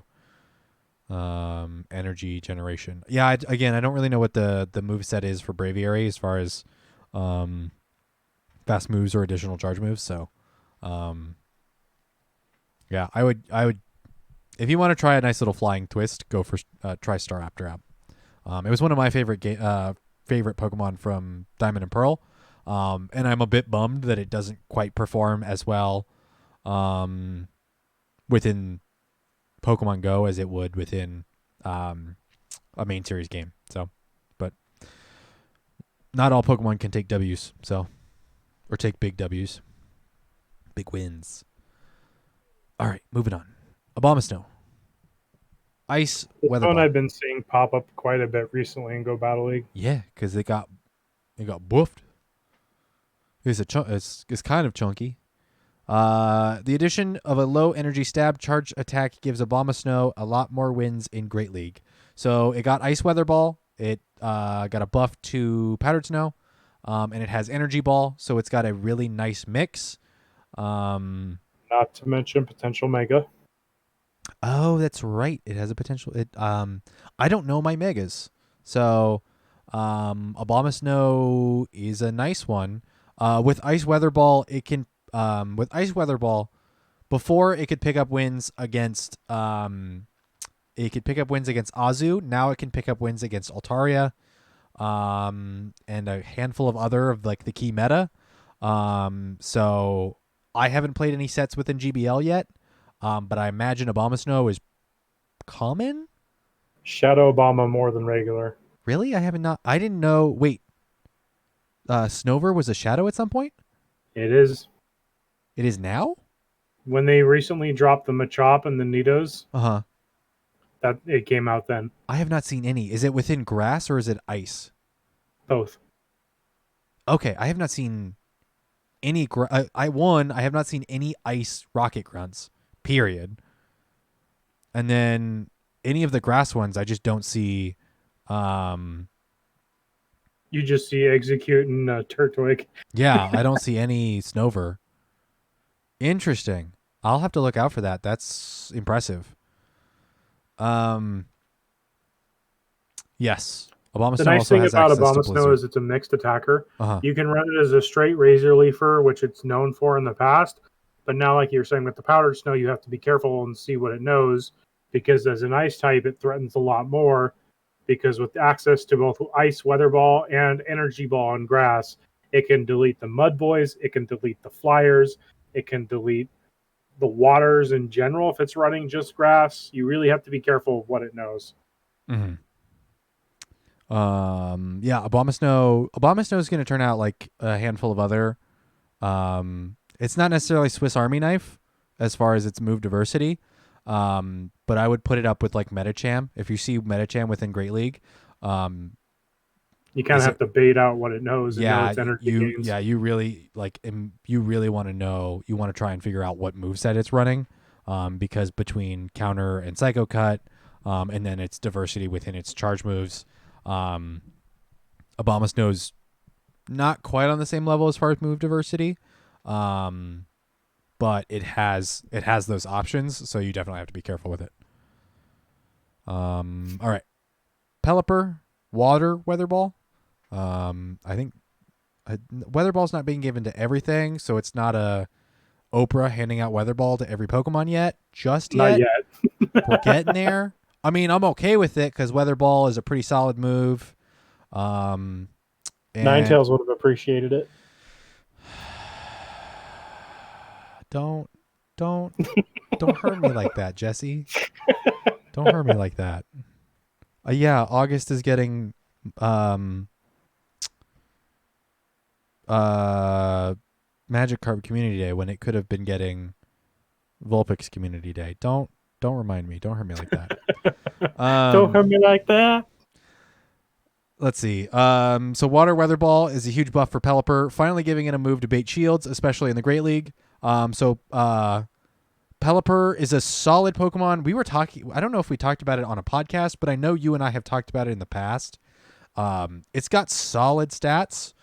We had the Wingle Spotlight Hour, and you're like, is this good? And I laughed and said no. And then Niantic heard me and said, here. It will be. It's got solid stats. It just needed better moves. Water Weather Ball is definitely a boon, but it doesn't necessarily fix it entirely. I want to say it still has some problems as far as fast moves. Yeah, it's Wing Attack or Water Gun, which are not great. I mean, the Water Weather Ball is a step in the right direction, but yeah, it still needs a little bit more. But I'm down because I've got a Wingull that's a pretty good Pelipper waiting to go. So hopefully we see it in a cup later on because it's what? Oh, comment. gosh darn it. Yes, Pelipper's beak looks like a toilet bowl. Can we move on? Again, thanks. I hate it. I don't. God. Things you can't unsee. I'm gonna go check Google. Oh, yeah, someone's probably memed it. Or maybe they haven't. Who knows? Maybe we just created a meme. Empoleon got Drill Peck. Drill Peck gives Empoleon an additional niche, giving it a cheaper charge attack than Hydro Cannon, and also allowing it to hit fighting types for super effective damage. This is dope. It also hits grass for super effective damage. So if you have some energy stored up, and you want to hit a grass before switching out, or if you're in a disadvantageous situation, you could be running Drill Peck Hydro Cannon. It's also really cool because Empoleon in my Pearl, I ran it. I don't remember what my fourth move was, but I believe it was Metal Claw, Drill Peck, Hydro Cannon, and something else. It might have been Waterfall, just to have something with a better accuracy and higher PP than Hydro Cannon. But this is a sort of like move diversity that I want to see on a lot more Pokemon. So Drill Peck is an awesome addition here. Yeah, now it's an option and not just a spicy pick. For sure, Fernando. Do me a favor, look at Discord. I hate you. Why? All right, guys. Thanks for joining the podcast. We'll catch you guys in 2 weeks. Don't do this. I'm gonna go home, or I'm gonna kick this off and cry in a corner.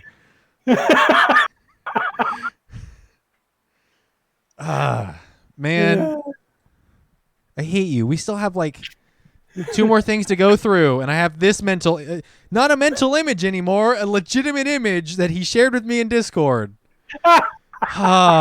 Should I open this up and show people on stream? Yes. Will this immediately work? Open original. Yep. Okay. There you go, chat. There you go. There's our new emote. God, if you can find the artist and get approval, and yes, we can make it one of our emotes. Yeah, Jesse, I will give it to you if you go. Yeah, the shiny turns the blue-green. But seriously, if you find the artist and they give the thumbs up, I will. I don't know if Twitch will approve it. I can't guarantee that, but I will definitely submit it as one of our emotes. When people would use it, I don't know. Probably just to catch me off guard and make me want to end podcasts at like the 5-minute mark.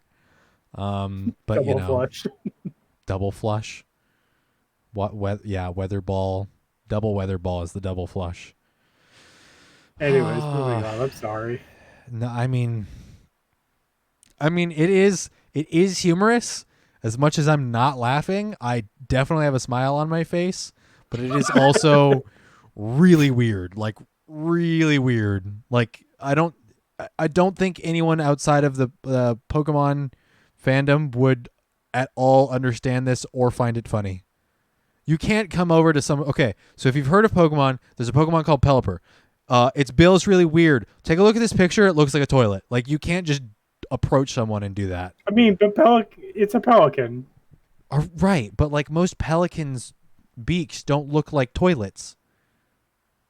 Anyway, like they don't. Yeah. Again, thanks. I hate it. God, where do we go from here?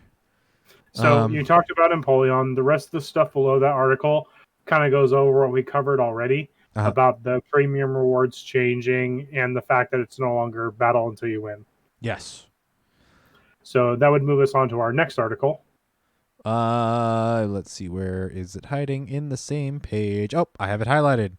More cups will be added in Season 3. The addition to Ultra League Premier Cup, we're introducing the Flying Cup, which we talked about previously, sort of. Now we're going to be talking about it more in depth as far as meta stuff. Or actually, we're going to talk about that, and then we're going to go into Ultra Premier. And then that'll wrap us up. So we don't have a whole lot of information as far as the Flying Cup. Speculation is that it's in Ultra League. I think it would be more interesting within Great League, I think. But Ultra League also makes sense. Speculation within that also sort of says anything that counters flying but is also flying is top of the list. So expect Aerodactyl, Zapdos, and Articuno. What else is high up on that list? Does PV Poke have any info on that? I put a picture up in chat not too long ago. So they don't have a thing for it yet because it's not been announced what tier it is. Excuse me. Right. I had to custom filter a Ultra League with just flying types.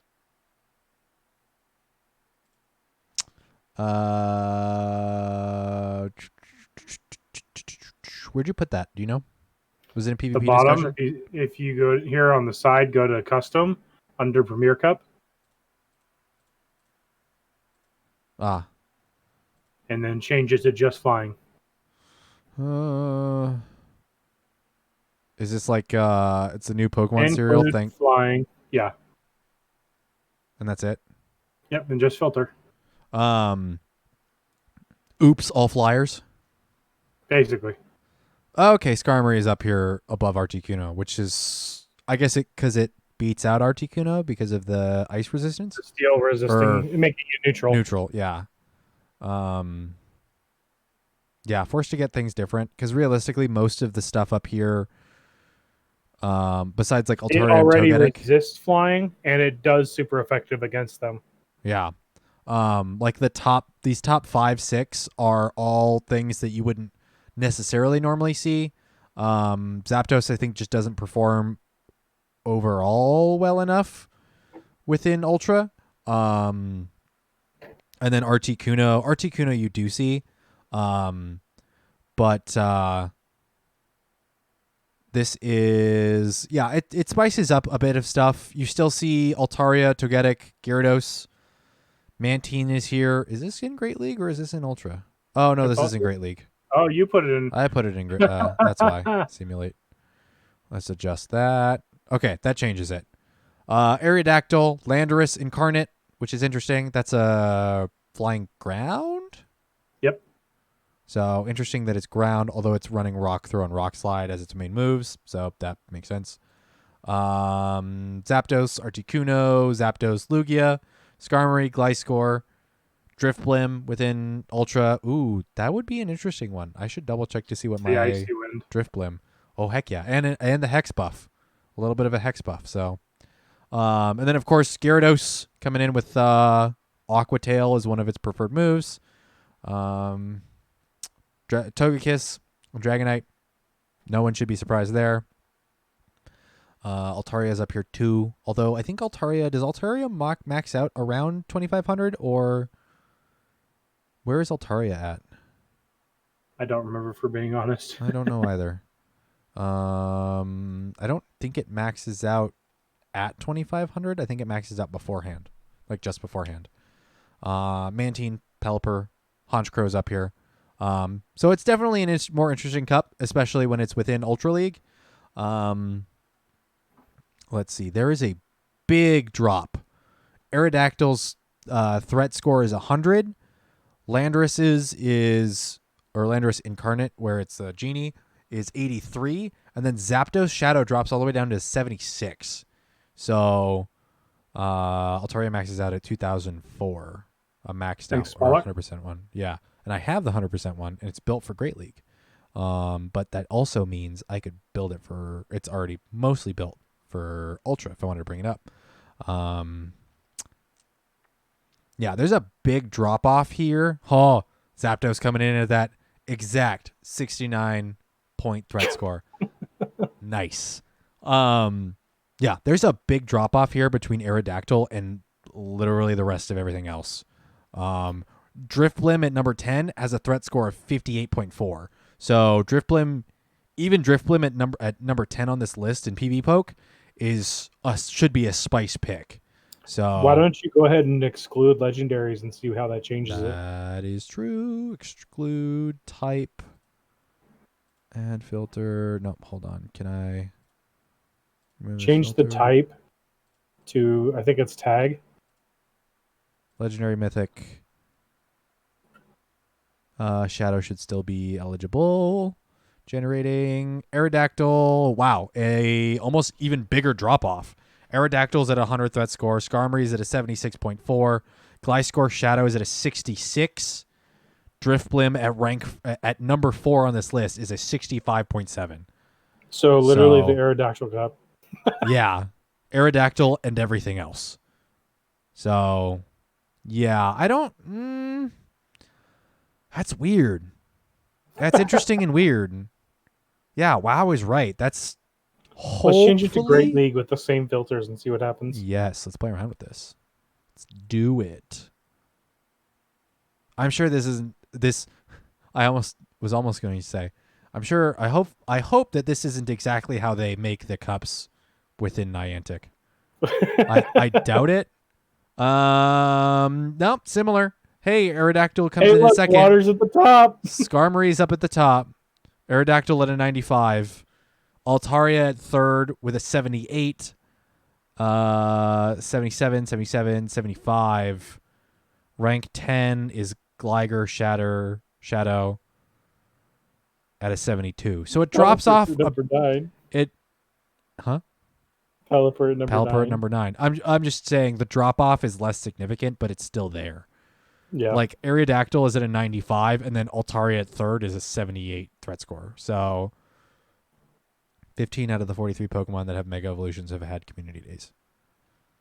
Thanks, Battle Ram, for that knowledge. That's a pretty big number. That's a fun fact. And I assume it's going to that ratio is going to get higher as we get closer to Megas coming out. Oh no, that means we're gonna have a Manectric community day. Or no, not Manectric. What's the Electrike? Electrike, Manectric, and then a Mega Manectric. I mean, we've already had. Does this mean we could get a Mareep rerun? Possibly. Please. I need that shiny. I want that shiny. I still don't have one. A Swablu community. Maybe Swablu Community Day. It's movesets. Honestly, I'd be okay with it. It's an exciting one. I'd be okay with it. Its moveset is pretty bog standard and has like no play. So it's Dragon Breath, Sky Attack, and then it doesn't necessarily need the second move. But you know what happens in Altaria Mega Evolves, right? It turns into a Dragon Fairy, right? Yeah. Gross. Gross. My potential Spotlight Hour. That's true. If does Floatzel have the? Did we say Floatzel has the Mega? Floatzel does not. Okay. But I think this is a good opportunity to segue into that other link that you gave to me. Ultra Premiere? No, the Derby link. Oh. Sure. Do we want to go into the community question now, or do we want to go into Ultra Premiere? Do we need to talk about Premiere? I know you had a lot of fun playing in it. We could talk about it a little bit if you want. Let's just glance at Ultra Premiere. Let's see. I want to go PV Poke. I want to go to rankings. Premiere, Ultra. So Ultra League is going to get a Premier Cup this season within Season 3 of Go Battle League. 2 megas that are region specific. Oh, that means we'll probably get an event where the region specifics are going to switch or become available to everybody. Actually, I have to look and see which ones were region specific because I don't remember. We'll look at the list here shortly because that's our community question. Heracross. Found him. He's got him. Heracross and Kangaskhan. Yep. Yes, I would be excited to see Heracross because I have one and it's garbage. Thank you, Battle Ram. Solid. Bringing us those sweet, juicy details. Okay. Ultra League Premier Cup. No one should be surprised that Shadow Swampert is rank 1. Venusaur is rank 2 and 3. Venusaur and Shadow Venusaur, respectively. Regular Swampert at 4. Machamp. Ooh, Machamp. Interesting. I got to look out for those. Abomasnow Shadow at 6. Gengar, Honchkrow. This is an interesting meta. I'm going to be... Ooh. I'm really going to... I'm telling you, man, don't discount the Fedora bird. I'm looking at this. Oh, Honchkrow? I have Murkrow for days. Where and there's I don't no good have... fairy, Honchkrow will play. Well, Togekiss is here. That's it. Yeah, that's true. Yeah, that's true. Oof. I'm looking at this list on PvPoke. So PvPoke's Premier Cup for Ultra League rank. I'm gonna like this. I really enjoyed my experience with Premier Cup within Master. I don't really like the Stardust cost. I mean, the benefit is a lot of that stuff you powered up you can now use for PvE. Yeah, I can use for rocket battles and I can use for PvE. Yeah, that almost maxed out Swampert was used plenty of times during the Rocket Takeover. So, Moist Machine. If you haven't been watching my GBL streams, Jesse named my Swampert Moist Machine. If that makes you uncomfortable, I will say it one more time and one more time only. My Swampert's name is Moist Machine. Because I use the beaker fluid, the beaker juice. Our Twitch channel points, we have called them beaker juice, because it's the purple liquid within the logo, our beaker logo. So if either Steven or myself have a Pokemon that doesn't have a name, you can use 1,000 of those points. That is really the only thing other than highlighting messages right now to nickname our Pokemon. We're working on it. We're making progress. Baby steps, guys. That's what I keep having to tell myself because I'm just not as productive as I would hope. We're also in a pandemic, and so things are weird and all that stuff. So, stuffs, other stuffs, things. But yeah, it looks like it'll be an interesting week for Ultra. I'm down for it. You could name a Pelipper Toileter if you wanted. It has to be on the screen, though. Yeah, you'll have Save to. your Stardust. You'll have to use the beaker juice. If you want to do it now, you can. I will name it. I will go through and find my good ranked Wingull for Pelipper. And I will name it. You will not see that because I don't have the phone capture up now. You won't see that until Friday. If you want to wait, save it until Friday and come back. Yeah, save it until Friday. I'll be streaming some GBL. It'll be Great League. It'll be extra spicy Great League because I will be within the first couple ranks.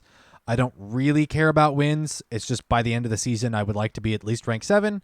And because it's Great League, it's like all over the place. So we'll probably I might run some auto rec. I might run some spice teams. I would say, if anything, run auto rec first before you start climbing up in your ranks. That's true. Let's see if we can get to rank 2 or 3 with auto rec. Let's see what kind of cheese Pokemon Go gives me. Yeah, I'm excited. So the Ultra League Premier Cup. So like Great League doesn't hinge upon legendaries quite as much. They certainly help, but I think that Great League has enough variation and spice that you can run plenty of combos without legendaries or mythics. So I don't think we'll ever see a Great League Premier Cup, we might see it, but I don't think it changes quite as much as within Ultra League and Master League. And I think that's why Premier Cup within Ultra and Master are as refreshing as they are. Looking at this list, this makes Ultra League so much more varied, like insanely more varied as compared to constantly bringing legendaries.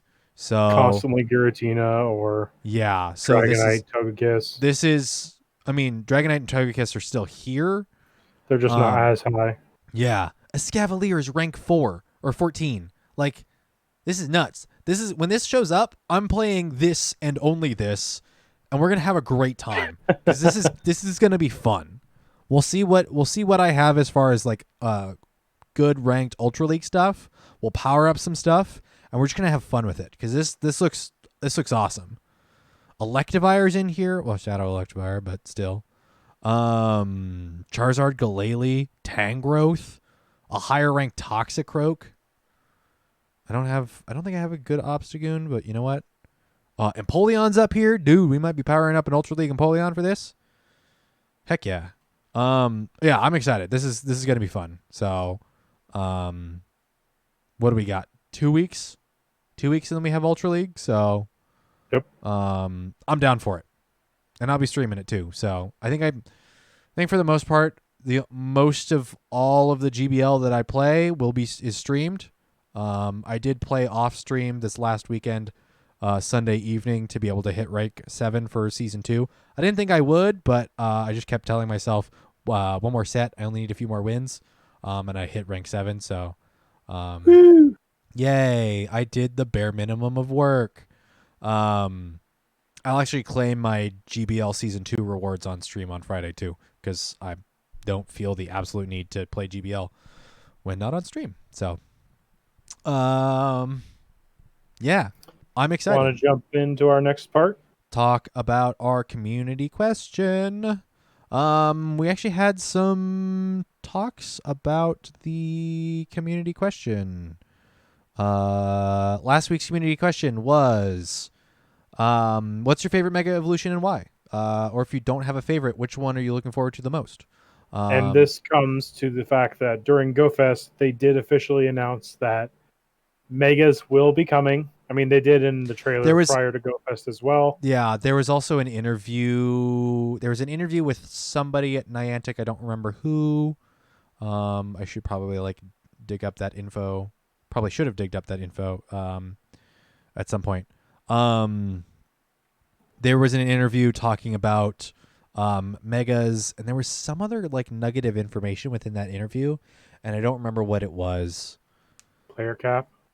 Yeah, it might have been level. Yeah, it was level cap. They were talking about level cap. The level cap will probably be going up to level 50, and they also said that they want to, when increasing the level cap, they don't want to make it just XP, so they're going to try and put other activities, kind making of like all those lucky eggs and those people that are level 40 times 12. So kind of like field research where there's different tasks and stuff. I imagine hitting rank 41 through 50 or whatever are going to require, evolutions and catch X amount of Pokemon, and other stuff, spin stops or whatever. Actually just, play the game like you normally would. I imagine it's not going to be anything super crazy. So, but our question was favorite Mega Evolution and why? I'm going to go through some of our Discord stuff here. Bugcatcher Bryce says Mega Gengar, a combination of the aesthetic, especially shiny, and the line being a favorite of mine. So the Ghastly line being a favorite. I am looking at, God, what a beard on Mega Galele. That is cool looking. A number of these are things that I've barely seen because I didn't play X or Y or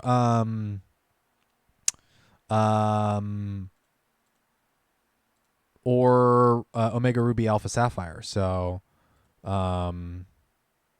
yeah, Mega Gengar. I've seen Mega Gengar because it's the ultimate attack for Gengar in Pokken. It is cool looking. It also gets a Gigantamax form, so Gengar seems like a favorite for sure. As far as the Pokemon community. Gengar and Charizard. Yeah. Eric BN says, I don't have a favorite because I didn't play the main series game. In a similar boat with me. From a design aesthetic, I really like Mega Blastoise, Mega Ampharos, and Mega Absol. I am unfamiliar with those designs. Let's go take a look at those. I'm just going to be opening tabs after tabs after tabs.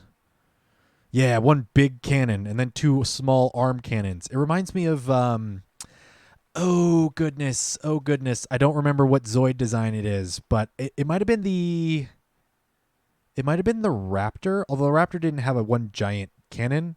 There was the Gun Tortoise in Zoids, But then the oh god, do I have the box here? I think I have the box right next to me. Hold on. Looking for it. Nope, it's hidden behind other stuff. Nope, hold on. Gun Sniper. The Gun Sniper has like wrist mounted guns. And then the was it the Gun Tortoise? I don't remember Which what it was one, called. from Power Rangers? No, from Zoids. I don't know. It was like a niche anime that like 2 of the series aired on Toonami way back in the day. I think I still have the VHS with the first 4 episodes. It was one of my favorites as a kid. So, yeah, Zoids was great. Man, I appreciate that other people also watched the show and loved it. So, so good. I mean, rose-colored glasses, nostalgia, but yeah, Mega Blastoise looks sick. Let's see what the others. Mega Blastoise, Mega Ampharos. Let's take a look at Mega Ampharos. I know Mega Ampharos is cool too, because it gets Electric Dragon, and that's dope. Also, I love the Ampharos line, or the Mareep line. It gets more hair and some orbs. Maybe taller. Does he get taller? You think it gets taller, Jesse? Which one, Mega Ampharos? Yeah, you think it gets taller? A little bit. Yeah, it straightens its posture up. It gets more hair and then more orbs. Look at those. Look at that mane. That beautiful flow, as they would call it in hockey. That's a beautiful flow. That's a playoff flow. It becomes a K-pop star. I can see it. I can see that. That's a good looking Mega.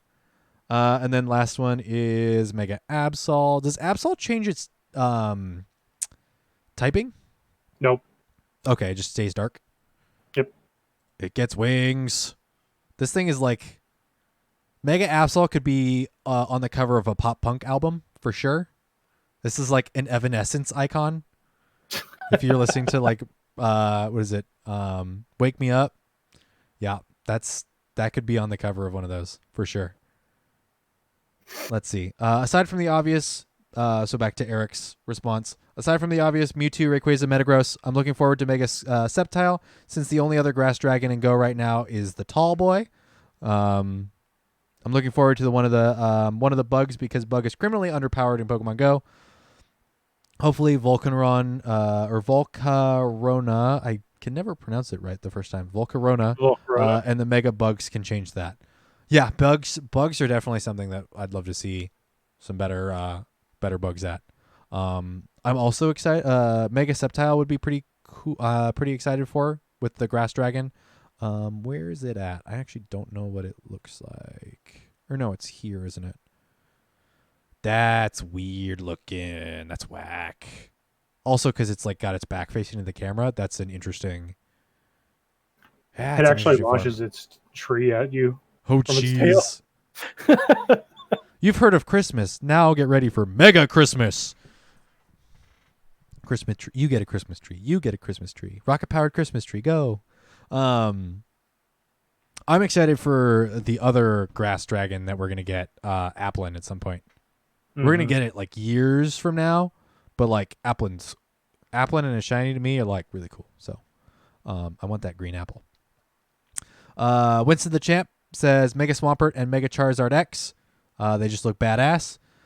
Finally, Charizard is a dragon, as it probably should be, but it breaks the game in Gen 1 if it was. So we kind of just have to like wag our finger at Game Freak and just be like, we'll accept it for now. Swampert is just a big boy, and I love it. Mega Gengar is amazing as well, menacing and sinister. What's this Swampert look like? Swampy boy. Big Swamp. There he is. Oh, yeah. Yeah. That's a big chungus looking, if I've ever seen it. Oh, Lord, he coming. Big arms and small feet. Let's see. Protoman says Wood on the Gengar. Yep. I think Gengar is probably going to be one, like, overall appreciated and enjoyed one. Let's see. Winston the Champ also says Manectric is the worst, except for maybe Slowbro. Not sure why they felt the need to even include that one. They're actually also talking about it in chat right here too. Slowpoke line is so weird. Cloyster's finally eating him. Yeah, so it like turns Slowbro into a top or something. Like Slowbro's definitely not the one I would have said let it rip to, but oh my gosh.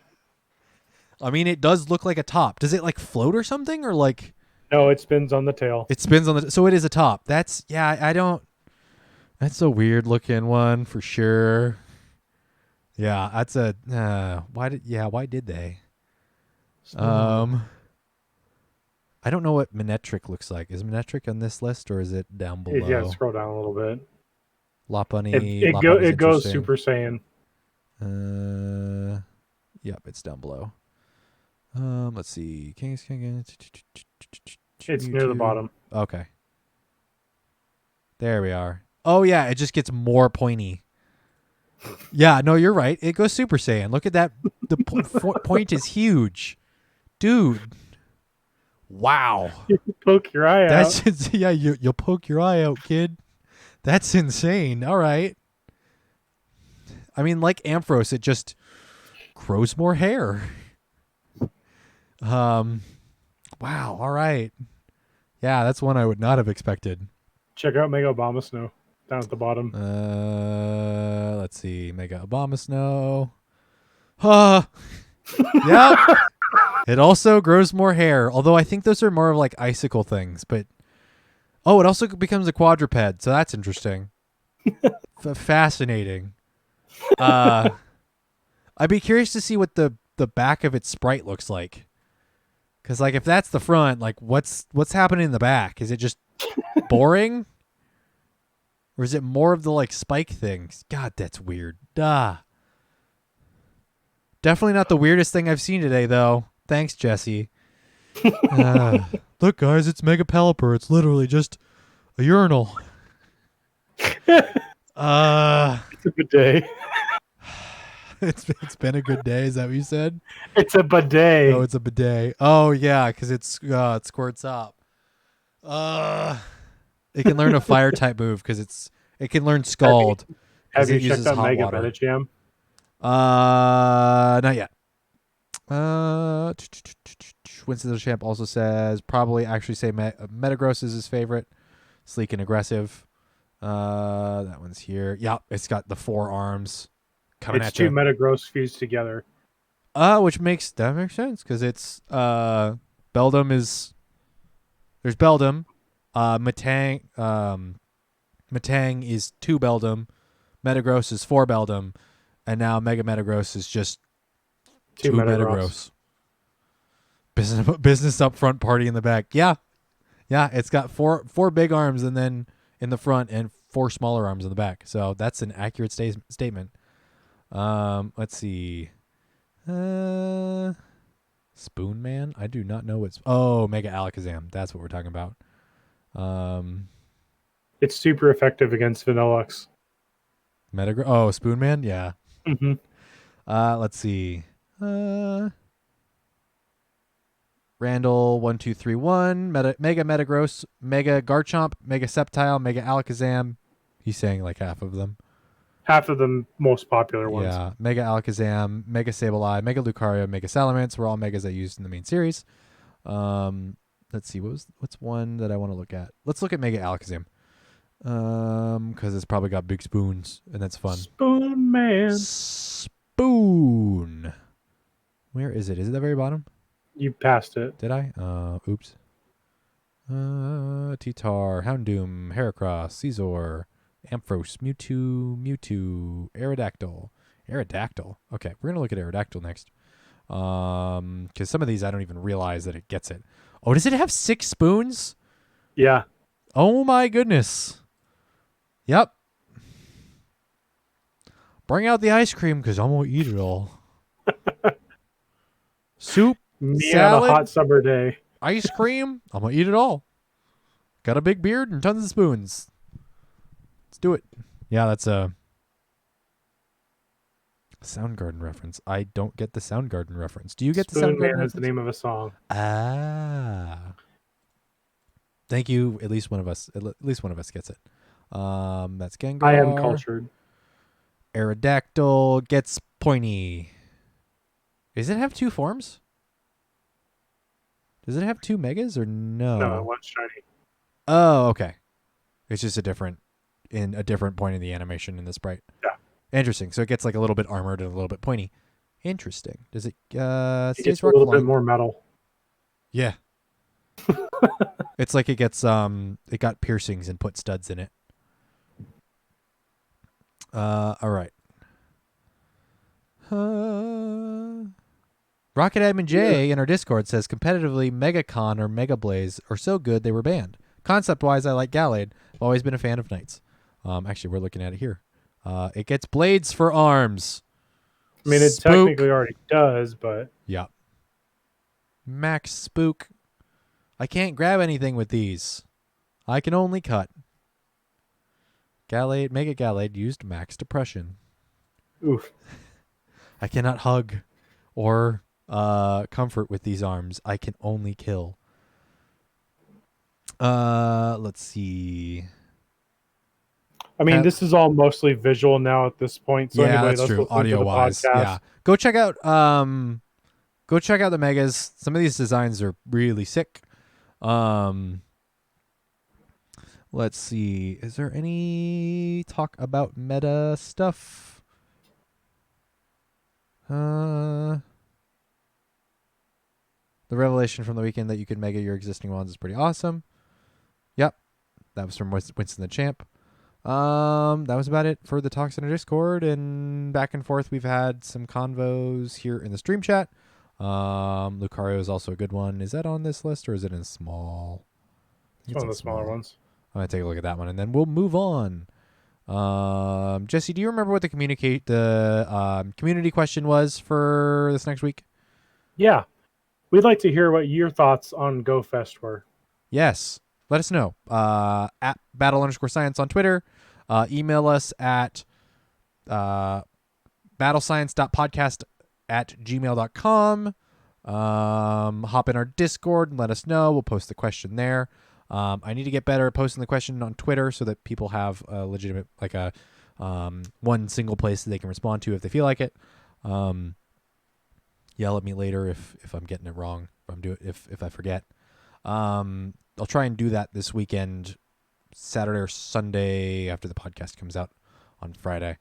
Yeah, whew. That's a over 2 hour long episode right there, boys. Yep. We got a little in the weeds there at the end, but plenty of content. Even though Sylph season 2 is coming to a close, plenty of content to talk about. So, yep. Again, community question for 2 weeks from now. Let us know what your thoughts were for GoFest. What was your coolest catch? One of your favorite memories? Any helpful criticism? Thanks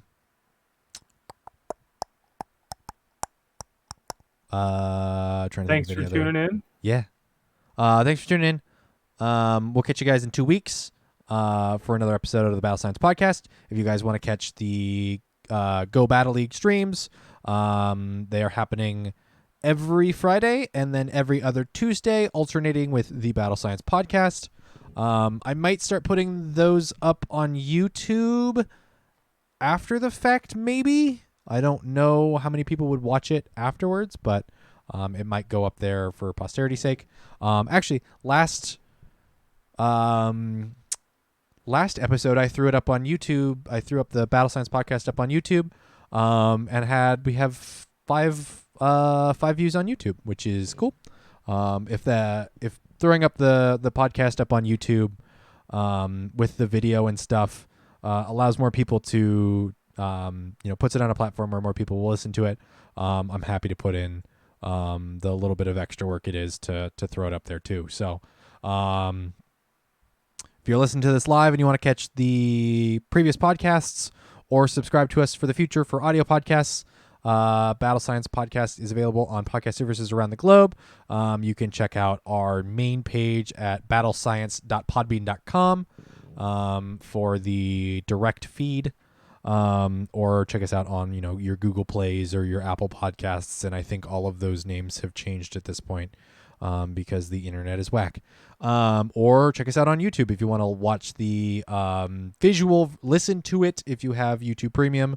So you can turn your phone off, or if you want to watch it with the video there.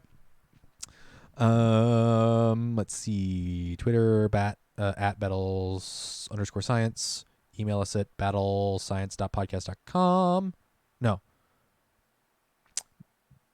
battlescience.podcast@gmail.com. I think I missed the There you Gmail go. there. Again, thank you all for tuning in. Yep, thanks for tuning in. Hope you all had a great time. Hopefully you had less sunburns than we did. Oof. Yeah. I mean, our sunburns weren't atrocious, but they're certainly unpleasant. So I'm a lizard. I'm peeling. Ooh, wait, you're peeling already? Yeah. I'm not peeling at all. Did I get I put less a bunch sun than of you? aloe vera on for the last couple of days. I don't think that makes you peel more, though. Does it? So, I tell don't that to know. my skin. Ugh. I'm sure Casey's having a fun time with that. All right, guys. Go enjoy Go Battle League Season 3. And if you guys are playing on Friday, we might see you out there on the digital battlefield.